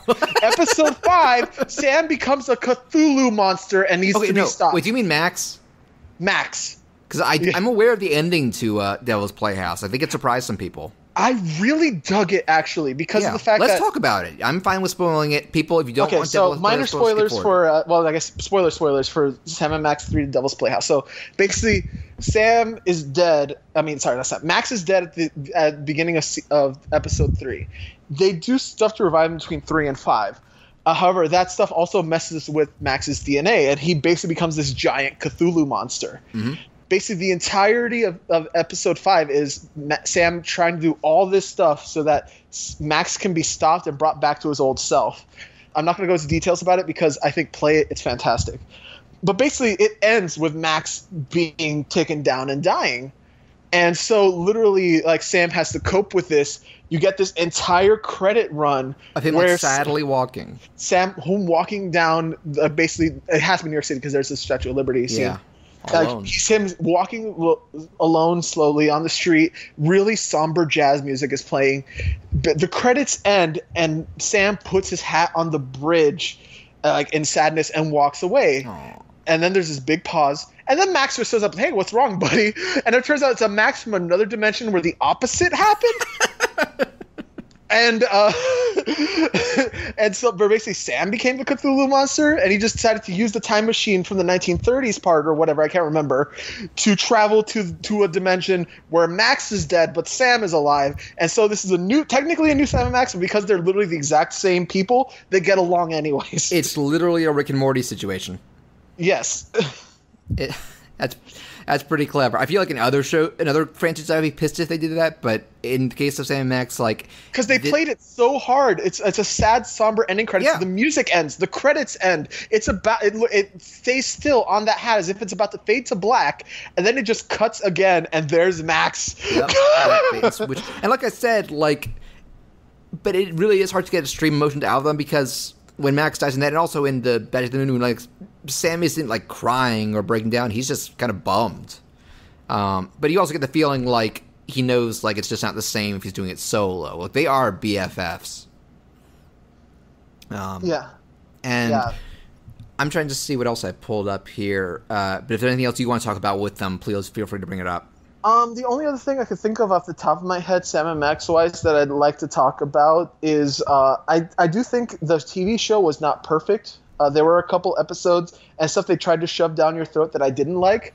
Like I believe his name was Norm, the friend for life. The friend for life. The jingle was funny, but those episodes just really were. He's an annoying character. Yes. Because there are ways you can do, like, let's make Sam and Max sort of the antagonist type of situations. Like, there's this one episode where there's these two little spacemen that are trying to kill Sam and Max. That is a really clever ending. Yes. I'm not going to spoil it. You guys watch that episode. It's fantastic. Yeah, because we're like, wait a second. Oh, that's what was going on. And actually, so some other stuff I'll bring up. I remember because I brought up the catchphrase, you crappy little buddy, just funny little personal anecdote. I played Poker Night 2 on Xbox 360 originally, and each version had stuff you could unlock for that platform, like stuff for Borderlands, and in Xbox 360 stuff for your avatar, your Xbox avatar. And for a while I had Sam's suit, and you could have a little slogan for your avatar, so I made mine because the space constraint had to be "You cracked me up L.B." My roommate at the time saw that and was like, "John, why are you talking about my dad?" Because that was his dad's initials, and he did not know what Sam and Max were. Oh, nice. I was like, well, your dad does crack me up. I thought that I can't help but think of that now when I think of that. Minor aside, also, yeah. I'm a little bummed I never got to buy a black T-shirt with just Sam's face on it, just like in Sam's cute, marketable younger self form. There are points where they show the kids Sam and Max, and they always bring up, Muck the Bates, like so cute and marketable. Because they released T-shirts like officially through Sam and Max, but they're all like Max's skull or something like that. Yeah, that was like the logo for the series from Devil's Playhouse onward. I noticed it's on the reprint of Surfing the Highway. Yeah, too. Because. Okay. I do have a little thing I wanted to bring up about talking about, because actually this was something you made me aware of in a tweet a little while ago. In every different company's iteration, they have different voice actors for Sam and Max. Yes. And my favorite, and I think your favorite too, was the one from the show. My favorite Sam, was the one from the show. Yeah, and he passed away about a month ago. A guy named Harvey Atkin, who is also, it turns out, he voiced Bowser in the Mario cartoons. That's like, how do you go from dumb, big old Bowser to the eloquently wordy Sam? Well, you can hear it in the voice. It's just he approached it differently. He worked for decades. Like, he was a veteran. He was good at both roles. And I just wanted to bring up, I don't know who the voices of. I looked up the actor. I didn't recognize Max's voice in the cartoon or Telltale or Sam and Telltale. I've liked every Max, although I'm a little partial to Devil's Playhouse Max, just because he's not too over the I think Max in the TV show is fantastic, but tends to push the I'm really overreacting panic button a little too much. Well, I think it was the same guy in all of Telltale. So, but Devil's Playhouse was maybe where he got to flex the Sam his chops in the Telltale games. Like season 1, he was really low key, almost to the point of non-emotional. He didn't really click with me there. He got really good the more time went on. Yeah. But do you know who the voice of Sam was in the LucasArts game? I do not. Bill Farmer, the voice of Goofy. Oh, really? Yeah, and you would not guess it because he sounds the game voices sound very similar to each other. You can tell they're kind of doing an old school detective voice. Yeah. And Max in all versions pretty much sounds the same because I think they like Purcell and guys had a very clear idea of the sound in mind. And Max's voice, he's not someone who's done a lot, but Patrick wanted me to bring this up. He did 2 roles that we both love. In the game Psychonauts, he was Coach Oleander, great character. And then one of my all-time favorite shows, Mission Hill, he was Gus, the big gay guy. Oh, nice. Yeah. I do want to say, by the way, just in general, the design of Sam and Max, I really dig. There's something about that suit that's just ill-fitting. It's tight in certain places and baggy in others. That hat looks super funky. The fact that Sam has 3 toes that are just kind of bulgy and out of place. They are kind of weird looking. And of course, my favorite thing about it, we have this giant detective dog. There's this one short comic, beginning of a comic, where basically a bartender gets a call while Sam is there. It's like, hey, it's for you, McGruff. You hear what he called me? I hate that. That actually doesn't surprise me that they wouldn't make that joke. And also, it's funny that Max is just total lanky, nudist cartoon character, basically. But it's also implied that they're basically the same, just because Sam is a little more cultured, I guess. He wears a full suit. He is the more reserved of the two. Yeah, in fact, I'm in that Bad Day to the Moon episode. I remember there's this one line that for some reason made me laugh because it's not clever or wordy. It just kind of just happens like natural dialogue. They pack their bags, they're about to go to their car. Sam goes, "Do you remember to stitch your name in all your underwear?" And then Max goes, "But I don't," because he's always naked. And Sam goes, "Oh right, me neither." I mean, yeah, if we wouldn't be able to see it, so I can see why he wouldn't bother. He is still an animal. He has some instinct. That's good. No, that's actually good. And again, the cartoon got away with a lot because of the fact that it was a wordy show. Yeah, and that might also be why maybe it didn't catch on. Yeah, because it's not really for kids per se, especially because if you take away the violence, I think the only violent episode I could think of is the first one, the one with the fridge monster. What was violent about that one? They attack a fridge monster with bazookas and things like that. Do you not remember this? Yeah, but it doesn't die until Sam eats it. Yeah. That's weird. They do things that an adult would there's the prison episode where apparently Max's mom used to be a prison warden and always goes to give presents to the prisoners. And there's a scene where they're in the shower. Of course, you got to do this joke when you're in a prison. Max drops the soap. He bends over, and there's a big poster note over his butt that says, "Do not open till Christmas." Wow. in a kid's show. They got away with some stuff. It did, yeah. Just because it was like the bloody stuff. And again, like even some stuff that is not as blatant as that. I think. Again, I'm gonna keep reversing "Bad Day on the Moon." Basically, my favorite line from that one is basically the commissioner gives him a mission. He goes, "We got a mission that we can wrap our overactive adrenal glands around," to which Max just yells, "Are you talking dirty?" Oh man, Max says. I wrote down in one episode. Max is freaking out and Sam slaps him to be like a snap out of situation, and Max's response is, "Hit me again. I like it." Like, oh man, the New Guinea pig episode. They're falling from an airplane. Oh, you brought this one up on the show. Yeah. And Bianca brought this up to my attention. I didn't really recognize it the first time. To which Sam says, "Quick, Max, give me your ears." And Max says, "You are aware children are watching." It's like, there's a lot of implied stuff between those two. Yeah, there are a lot of. I mean, kids' cartoons do that to this day. Yeah, it can be pretty funny when you do it right. But I'm just doing a quick look through. Oh, okay. So just a few random things I wanted to bring up. Mostly going back to the comics. The one story I read through that I hadn't read before, and again, this goes on just the crazy trajectory of the comics. Did you read the one about their road trip with like the manatees and stuff? Oh, yes, I did, yeah. Fucking crazy. Here's a quick go-through. They go on a road trip. First, they decide to beat up some motorcyclists who are harassing an old couple in an RV. They're about to drive to the Stuckies. They pass it, and Sam explains why. It turns to the large Marge scene from Pee-wee, where he's telling this very serious story about a ghost who haunts Stuckies. And then he says he's joking, but then the actual ghost appears in front of them, smashes through the windshield, and starts strangling Max. His response is, "Stop killing me." But then he wakes up from a nightmare, and Sam says, "You missed all the fun." "What fun?" "Oh, a 7-foot ghost appeared, so I ran over it." And then you get, like, a shot of Max. It's like when Morty is just cell-shocked. Like, he's like, you can tell by him, like, he's like, even by our standards, this is fucking nuts. I love the fact that, like, Sam Max's trademark pose is, I believe it's from that same story, or, like, one of those stories, is, of course, Sam is surfing the highway. He has his foot on the steering wheel while he's standing up top of his convertible car, and then like Max is usually like on the hood or next to him or something of that sort.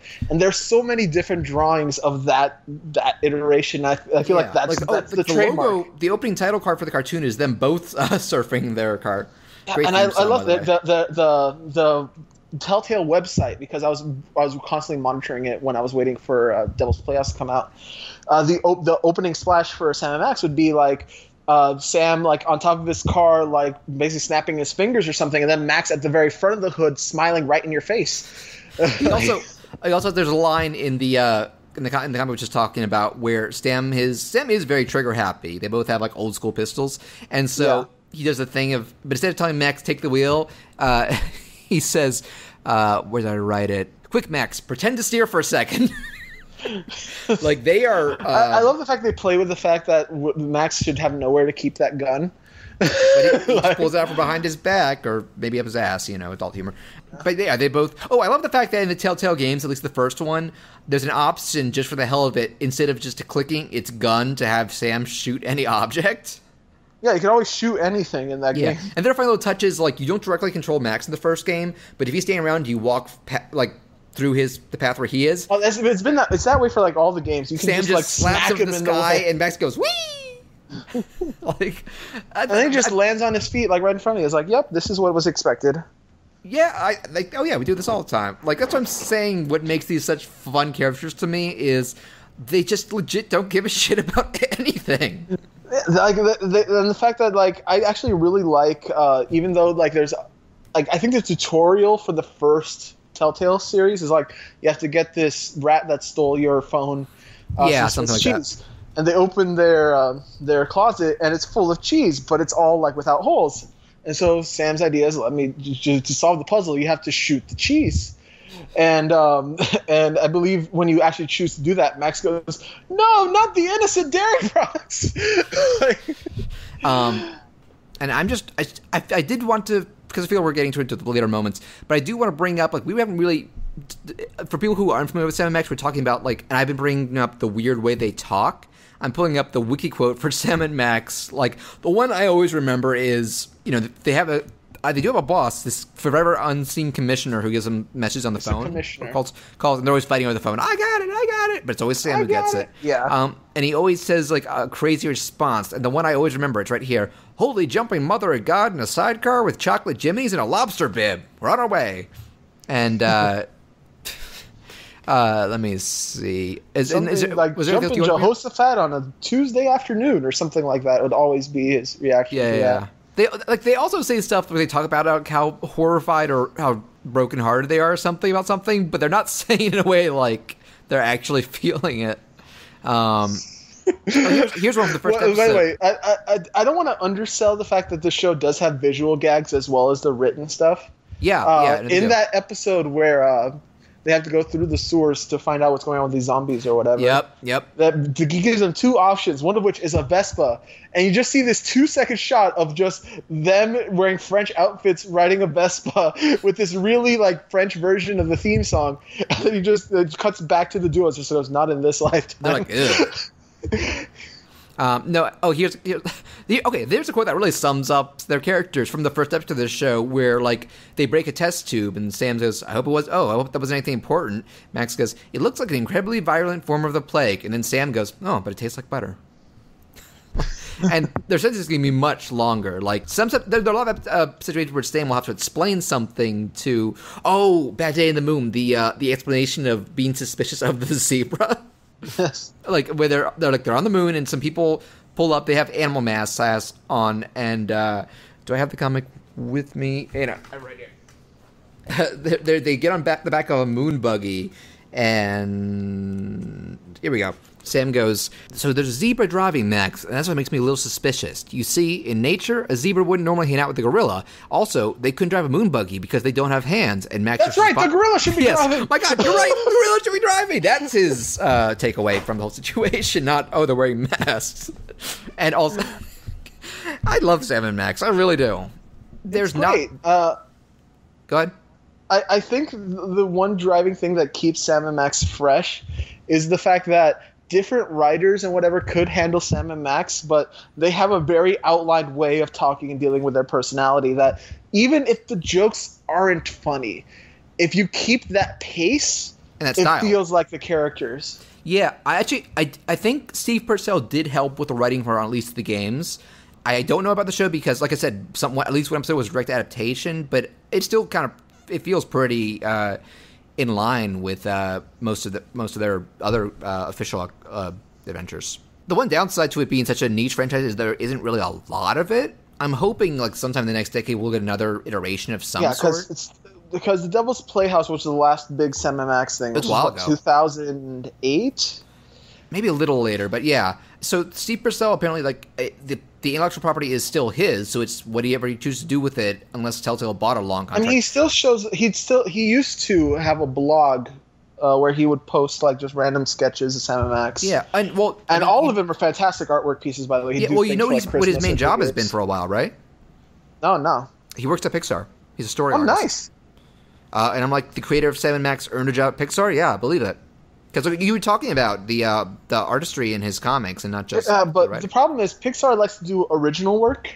I'm not saying Pixar will do a Sam and Max movie. I'm saying it makes sense that someone with his talent would be able to get a job. Yeah, of course, yeah. Because Sam and Max, if there were ever to be an intellectual property like movie to ever come out, I don't think Pixar would be the group to do it. No, Pixar has never done a licensed movie yet. Someday, yeah. Has Disney? I don't think Disney has either. With the cartoons, I mean. No, they've done some movies of their shows like DuckTales and Goof Troop. That's still their property. But that's still their property. Yeah. DreamWorks has. They've done tons. Mr. Peabody, stuff like that. Yeah. The thing about DreamWorks ones is they're a coin flip on their quality. Like basically. I feel that way about DreamWorks in general. Yeah, basically DreamWorks movies. It's like you usually get one good one bad one every year. I feel like lately it's been more on the bad side, but at least for me. I would give a pass to Captain Underpants, actually. I heard it was okay. Boss Baby, I think we knew that was doomed from the start. Yeah, Boss Baby is... Apparently, it's kind of like, if you accept the fact it's going to be a horrible movie, you'll have fun at how bad it is. Well, it's getting a sequel. Yeah, of course it is. Of course it is. I can't wait for the Emoji Movie sequel. Can't wait for them to announce that. Oh, that's never going to happen. I think I brought this up on Gen N, where basically the original idea that I believe it was Sony that wanted to do this was they were originally going to have Genndy Tartakovsky do a Popeye movie. Yes. And they turned that down. They turned it down in order to do the Emoji Movie. They also told him, go make Hotel Transylvania 3. God. The thing is, Genndy Tartakovsky, I mean, even when he succeeds, he seems like nobody wants him to do what he wants to do. Well, he did finally get it with Samurai Jack Season 5, but that's like the only time in a while. Yeah, but between like things have been happening with Symbiotic Titan and everything. And there were multiple attempts to bring Jack back before Season 5. They almost did a movie or something. But yeah, no, and I just to say, we'll get back to Sam Max in a minute, but about DreamWorks, I've had 2 surprises with them in the past decade in terms of stuff that I never thought would be good and I personally really liked. And one I only watched because a friend recommended. Did you ever see Megamind? I forever ago, and that one's actually really clever. It's actually, I can make a slight comparison to Sam Max in that it's very dialogue driven. It's less about in-your-face, crazy visual jokes and more just like funny things people say, and it does have a good handling of the what makes you evil or good concept. Like that movie, despite all the ads looking bad, I was really impressed by it, and to the point where I wish I'd seen it in theaters. The one that I hold dear to me, and that I don't think has much of a following, I really liked Rise of the Guardians. Did you ever see that one? Rise of the Guardians, if I'm not mistaken, that's the one with the holidays, right? Yeah, Jack Frost and stuff. Did you see it? Yeah. I haven't. I've heard great things about it. I've also am aware that Jack Frost has a bit of a following on Tumblr. Him and the villain. The villain is honestly one of the best DreamWorks one. It's Jude Law playing the Boogeyman.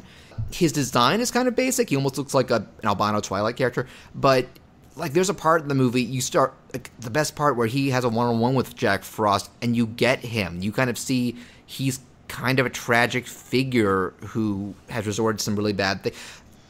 That movie just surprised me so much. It has good human moments. It does have good funny moments. It's not as reliant on like the pop cultural stuff that'll date it. It does some really creative stuff with, those time-honored characters, like how Santa does things, how the Tooth Fairy and Easter Bunny do things, how they look and act compared to what you expect. People, if anybody listening to this has not seen Rise of the Guardians, I really recommend you look it up if you like good cartoons. I feel like almost felt to me like something Don Bluth would do if he still made movies that were good. Yeah, I want to say outright, when it comes to movies I wasn't expecting to be good, I feel like I'm in the minority on this one. I really dug The Croods. You know what? I actually liked The Croods too, but I was not against it because, one, it was directed by Chris Sanders, who did Lilo and Stitch and How to Train Your Dragon, and two, I think the trailers for that actually did a pretty good job of showing off the humor. And it's not. Here's the thing, it's kind of, here's the reason why I love The Croods, is because it's generally for the first hour a family bonding movie with some cheesy moments and some funny moments, but it hits you about with 20 minutes left in the film of just. It's going to punch you in the heart. Yeah, they do a good emotional moment at the end. And I actually did think it was both funny and the environments were great. Like a lot of creativity there, which I feel DreamWorks doesn't normally do. I wasn't expecting to cry watching The Croods. And I think part of it, the thing that part of it is, not to get too much into personal stuff, but when I finally saw The Croods, I think my dad died literally a month beforehand. I can understand that. Yeah. And the whole the dad letting go of the family kind of thing, just the big emotional moment was the dad doing something. That's actually that's how I felt watching The Good Dinosaur shortly after my dad died. Because I totally understand that, because that was it was too much.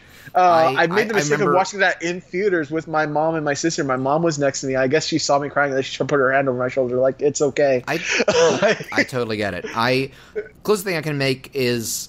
A couple years ago, my family has always had a dog at some point, and the best dog we have ever had died very suddenly in a freak accident, and I was fucking devastated. And a couple weeks later, I think I was looking up old school 30s shorts, and I saw something about dogs, and for some reason that just made me cry because I was just reminded of a wonderful animal. And I know it's not the same as a parent, but our things that we go through in life can impact the severity of. I think I wouldn't like The Croods as much as I did if it's not just because of that scene, but when I saw it. Yeah, and that makes sense. And I do think The Croods is a pretty good movie. It's just not an amazing movie, but it's funny and it's clever.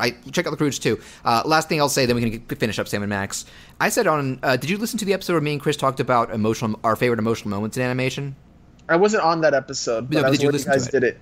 I haven't had a chance to, honestly. The last one I bring up is Finding Dory. Not to spoil anything the same, but the reunion scene and touching on the elements of Dory's issue is I have dealt with depression for most of my life, and that really struck home with me about what the guilt I felt on my family, but they're in the same situation where they are like, no, we accept you because that doesn't define who you are. And last thing I'll say is, because I've been pushing for you guys to review this anime called Death Parade for a while. And I'm probably going to cover it at some point. Chris said he didn't like it much. So I'll find, I guess. The end of that show, the topics it's touched on, really impacted me. And yeah, like there are even things that like have nothing to do with anything in particular, but you get like a relation feel. That's why I honestly believe, flat out, the first How to Train Your Dragon movie is the perfect CG animated movie, because of the way it wraps around its story. I get that. Yeah, I actually did really like the first one a lot. I was actually very let down by the sequel. I was too. Because here's the thing about the sequel. Yes, it's freaking beautiful. Well, I remember. I think you talked about the big dark moment that you said felt unnecessary. I'm not gonna spoil exactly what it is for those who haven't watched the second movie. But something happens, and then they try to do the same thing again 20 minutes later. It's like, why couldn't you have done that then instead of now? You literally did this for no reason. I mean, that's funny because that's the moment where the movie picked up for me. I think the last act was really strong. I think the movie picked up when frickin' the mother and father reunited. I think that's what the best scene of the entire film. Oh, like their song and dance reunion? I've never stopped loving you. That is cute. I guess my problem with that movie up till when shit hits the fan is that it is very exposition heavy compared to the first one. Because they've got to establish everything's going with the mom. They've got to establish everything going with this villain. Plus they rehash a lot, like the drawing scenes and like... the first one felt so natural in that not only were you learning more about Toothless but you were learning about it with Hiccup and these characters. Like, they were growing and their understanding of the characters and were along with you. And 2 was more just, we'll spell it out for you. But... So that ends our episode on DreamWorks movies. I hope you all enjoyed our conversation. But one last thing I guess I'm going to say personally on Sam & Max, and then you can go from there wherever you want to. Sure. I think one of the first things I remember seeing about Sam & Max after I played the demo for the first time of the game. Yeah, because basically if you bought the TV series, it came with a disc that had a demo for the Santa. The first episode of season 2. Yes. And they had some extras on there as well. And I remember seeing this thing of Comic-Con of a Sam suit, but it was carrying Max like a doll, and its mouth moved like a puppet. Huh. So it was like maybe the person's right hand was in Max's head instead. That is clever. And so it'd be like Max trying to bite you. And I was like, that's one of the coolest things I've ever seen. I wonder what. You know what? I actually, if you go on Sam & Max's Wikipedia page, there's an image of, I think that's what you're talking about, under cultural impact and reception. It shows what I'm pretty sure is that person. Yeah, because it's a really clever suit, and I think it was officially made by Telltale to promote the game at Comic-Con. Oh, that makes sense. I think I'll make that the thumbnail. Because there's a video short that is hilarious. It's just Sam, the guy in the Sam suit, just trying to get to Comic-Con places, and there's a quick scene of him trying to get into the LucasArts booth. R.I.P. LucasArts, by the way. What was that? R.I.P. LucasArts. Disney that's true. They don't exist anymore. EA is doing Star Wars now. At least, we got Telltale for the adventure games to a degree. But yeah, so obviously you would recommend... Okay, you know what? Let me ask you a question. Or maybe you said earlier, what would you recommend for newcomers? What iteration above all else? Would it be the comics? Okay, so I would say if you want to get a general feel for what Sam & Max is like in its purest form, the comics, hands down. Mm-hmm. Read Surfing the Highway in particular. Because if you try to read other Sam & Max, they're good, but I feel like you have to read Surfing the Highway is also most of the comics. It's a compilation. Yeah, but also you have like the web comics. Yeah, you have stuff that was added in the years since the first printing. Yeah. I think the TV show is the easiest thing to get to because you can just literally type in Sam & Max on YouTube and you can watch Sam & Max Freelance. Yeah, which I would actually suggest watching not the first episode first, but the Dark Side of Bad Day on the Moon. I would say it would be the first thing you watched from the TV show. And I don't know if I brought it up, that was my first exposure to Sam and Max. I didn't know they were anything else for a while. And we talked about like how I didn't find an audience. I was actually pretty sad when it ended because I thought it was a blast. But it also reminds me of how there were a handful of cartoons kind of along that same line in the 90s, just super witty and abstract. Fox Kids had a lineup of shows that just came in the ether and went. And Kids WB did it too, because me and Chris, one of our first episodes was about Freakazoid. Freakazoid was really clever. I've heard The Tick is in a similar vein. I've never actually watched it. The Tick is funny. I wouldn't know if I would call it clever. Okay. Because literally the most memorable thing about that is just the word spoon. One thing that I also recommend that not many people ever talk about, because I also recorded it, I think it aired back to back with Freakazoid. The Earthworm Jim cartoon is great. It's good, yeah. There are some episodes that are clunkers, but what? I wasn't huge on it, but I liked it. And speaking of Fox Kids shows that don't get enough love, Eek the Cat is fantastic. Oh, I used to love Eek the Cat. I haven't revisited it, though. I do feel like half of it is just the theme song, but like nostalgia for me. But like I feel like Eek the Cat in that Fox Kids era is like that encapsulates what it was sort of like. Because basically, like if I'm not mistaken, the block would have been at the time you would get like X-Men, Spider-Man, Eek the Cat, Power Rangers. This. Well, I think no, it might have been a little later. This was like 97, 98, so I'll bet either X-Men or Eek had ended by that point. But you're close. Man, Patrick and I still have a few, and my brother, we still have a handful of quotes from our cartoons we do every now and then. And I always pull out that recurring joke of Eve being like, I flatter you're interesting, but I don't have a girlfriend. See, isn't she a beaut? Gee, she's really fat. Really? They did that like a dozen times. Like he was so oblivious to his girlfriend being overweight. I could go on forever about underrated shows in general, but then I'd be here for another hour. But so I'm going to stick straight to talking about it too. I briefly brought up Mission Hill, and I know you guys did an episode of that. I'm going to try and do an episode with Chris or someone else. We want to do a full episode on Mission Hill. I don't think we have yet. Yeah, you did. I think you weren't on it or past the first half hour or something. I might not have been on it because I know we did it. We did it for one of the anniversary shows. Yes, no, there was a full episode. I listened to it. It kind of inspired me to go back and rewatch it. I'm like, I get more out of it as I get older. It's such a wonderful, unappreciated show. I do want to continue, because if I'm going to slightly derail into Gen N stuff, there's a bunch of stuff I would like to revisit, but I feel like I've waited way too long to revisit it. I've been hoping to revisit the Nick TMNT at some point. I want to revisit Nick TMNT because stuff has happened. Oh, a ton. It's wrapping up, too. Yeah, a lot of stuff has happened, and I feel like all that stuff is fascinating stuff. I would like, and speaking of Sierra Elliott, I would like to finish Monkey Team, even though season 3 is terrible. Honestly, the last season sucks? No, the third season sucks. The fourth season is fantastic. Do you know why the third season sucks? Because they literally spend here's the thing. The third season's plot is basically they go into space to chase the Skeleton King, who's now merged with the Dark One Worm. So almost nothing happens on Sugar Zoom because the entire thing is just going planet to planet to planet to planet. Okay, so it's the problem with that is basically these one-off stories. Yeah. Some of them are good, but then you have some that are absolutely terrible, and it's just why are we spending 20 minutes on this instead of dealing with the Skeleton King situation? And the fourth one's better, but it ends on a cliffhanger. The fourth one, the fourth one, they go back to Sugar Zoom, and basically spending a year or whatever away from Sugar Zoom, stuff has happened to that city. So a lot of stuff happens. That's why I think season 4 is fantastic, and it ends so cleverly. And then it's over.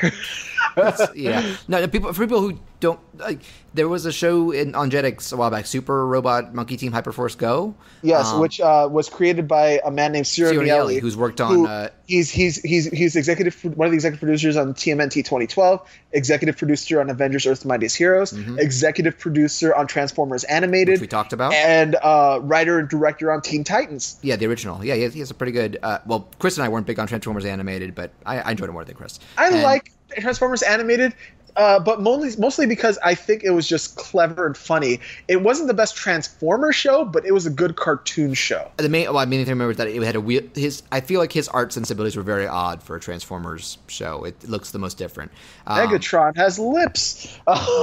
So did Optimus, if I remember correctly. Yeah. But yeah, and just what I was getting at was you are a huge fan of Monkey Team, and I still have yet to watch it, but I think I'm going to at some point because you brought it up. the thing about that show is it's not a perfect show. In fact, there's some really bad episode there's some really bad episodes of that show. But I think the thing that makes it really stand out to me is the fact that it's such a loving tribute to 1980s action anime. Like, it's very inspired by like Sentai stuff, Astro Boy. Because the thing is, Ciro Nieli loves not just anime culture; he loves Japan culture. Okay. So there's a lot of Sentai nods. There's a lot of how do you say it? Yeah, there's a lot of stuff like that, and he purposefully animated it so that like the show would there would be in between frames that wouldn't be there. Things like that. The only time it would ever be smooth is like during like a season finale or something. And like when those things would happen, then it's like, oh wait, whoa. Yeah, that's cool. And I mean, something I think I've brought this up to you before, and I'm going to bring it up before. Like, one thing I definitely intend to get on this show, not on January, but on Sketch Watch Play someday, is I kind of feel like it's the closest equivalent I have, because it's something that never really made it big here, but I adore. It's this French cartoon called Dragon Hunters. Technically it is on your list. I think I've heard of it, but I'm unaware of it. It aired on Cartoon Network for like 2 weeks, and then it went straight streaming. And it's kind of a unique piece of its own because it was 2 seasons and a movie. And the first season, I do really, really love it. It's a great atmosphere, some really witty writing, and just a lot of imagination and heart. And the movie is pretty good, but has some strange plot decisions, but also has some good heart and beautiful visuals.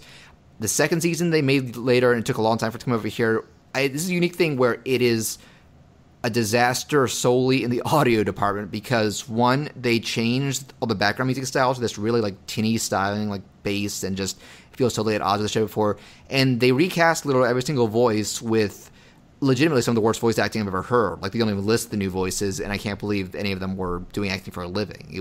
It took me out of it bad. But since I will say to people, you can find that show if you know where to look. You can find it, and I recommend looking up the first 26 episodes and maybe the movie. And you can look. I think you can count on me speaking about it with someone someday on this show. Chris, it might be up Chris's alley. But I guess just to give a final word on Sam and Max. When we've had some good derailed here. In classic generation animation tradition, we've had some epic derails. Kind of like how were you on the Moving House episode? Yes, I was. Yeah. That because Chris guest started on that.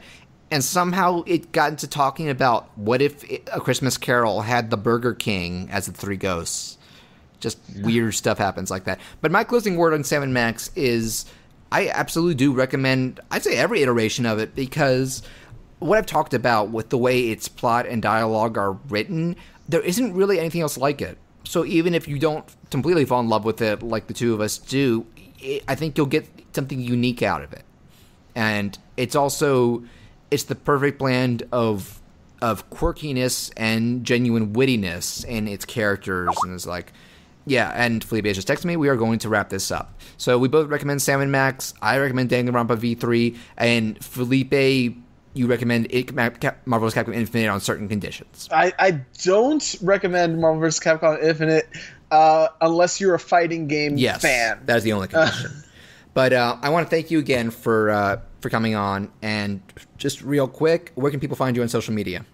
You can find me personally at Fizzucker on Twitter, as well as at Fizzucker on Tumblr if you want to see me just post random crap. Yep. You can also find Generation Animation, the podcast that I've been doing for the past 5 years, at generationanimation.com. We're on Facebook at Generation Animation. We're at Twitter at Gen Animation. We're on Tumblr at genanimation.tumblr.com. Mm-hmm. And we may or may not be doing a Discord server soon. Yeah, you tweet about that. I'm interested in seeing how that goes. I got to figure out the logistics of it because I've never created one before. I also got to figure out if Discord is doing something on my end, because we just had that connection issue that I've had with other guys before. Yeah, but I like group Discord chat rooms and things like that. Like, mm-hmm. I'm in a bunch for the South Florida fighting game community, for and New Legacy Inc. Various people I'm very good friends with that have a massive following, like Jordan, who was the former Judy Small. Mm-hmm. It has a great Discord chat room where they have like all sorts of stuff going on in there as well. Yeah. Okay, so and I just want to real quick for viewers, we actually do have a slight layout for the next couple episodes in terms of the guests and who we've been talking to. So actually, if you are subscribed to our Twitter, you may have noticed I originally said this episode was going to be about me and my brother Patrick talking the Christopher Nolan Batman trilogy. Basically, the night it was going to happen, plans fell through for Patrick and he couldn't make it, but that will be our next episode. After that will be Tyrone, Chris's brother, who was on a Transformers episode. We are going to talk all the theatrical X-Men movies. And the one after that, I believe, we have not just, I don't think we've settled on a franchise quiz or topic just yet, but it is going to be another Generation Animation co-host making his debut here. That will be Mark Gonzalez. Who you can listen to. I'm curious to see how Mark will do on this kind of format show, because Mark is kind of an interesting person.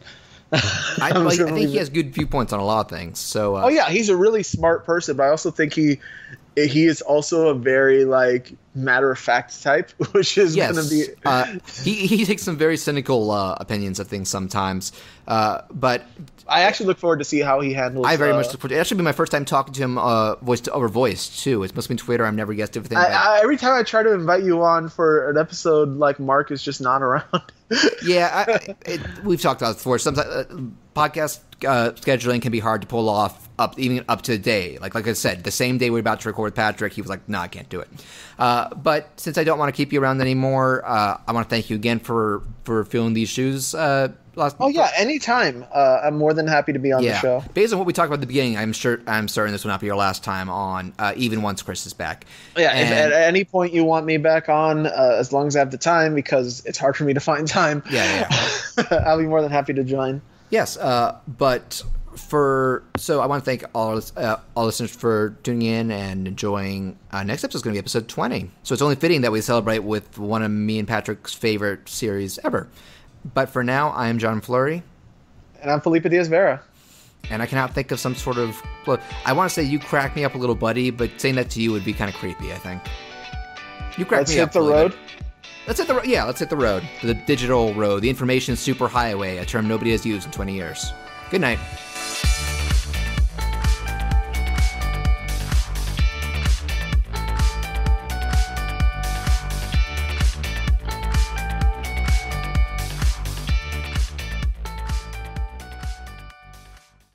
Want me to do the introduction? I have to sneeze, so give me 1 second, and then once that sneeze goes out of my body, you can go. Give me 1 second. Yeah. It's right there. Ooh, you blew out the mic level on that one. That was quite. Sorry.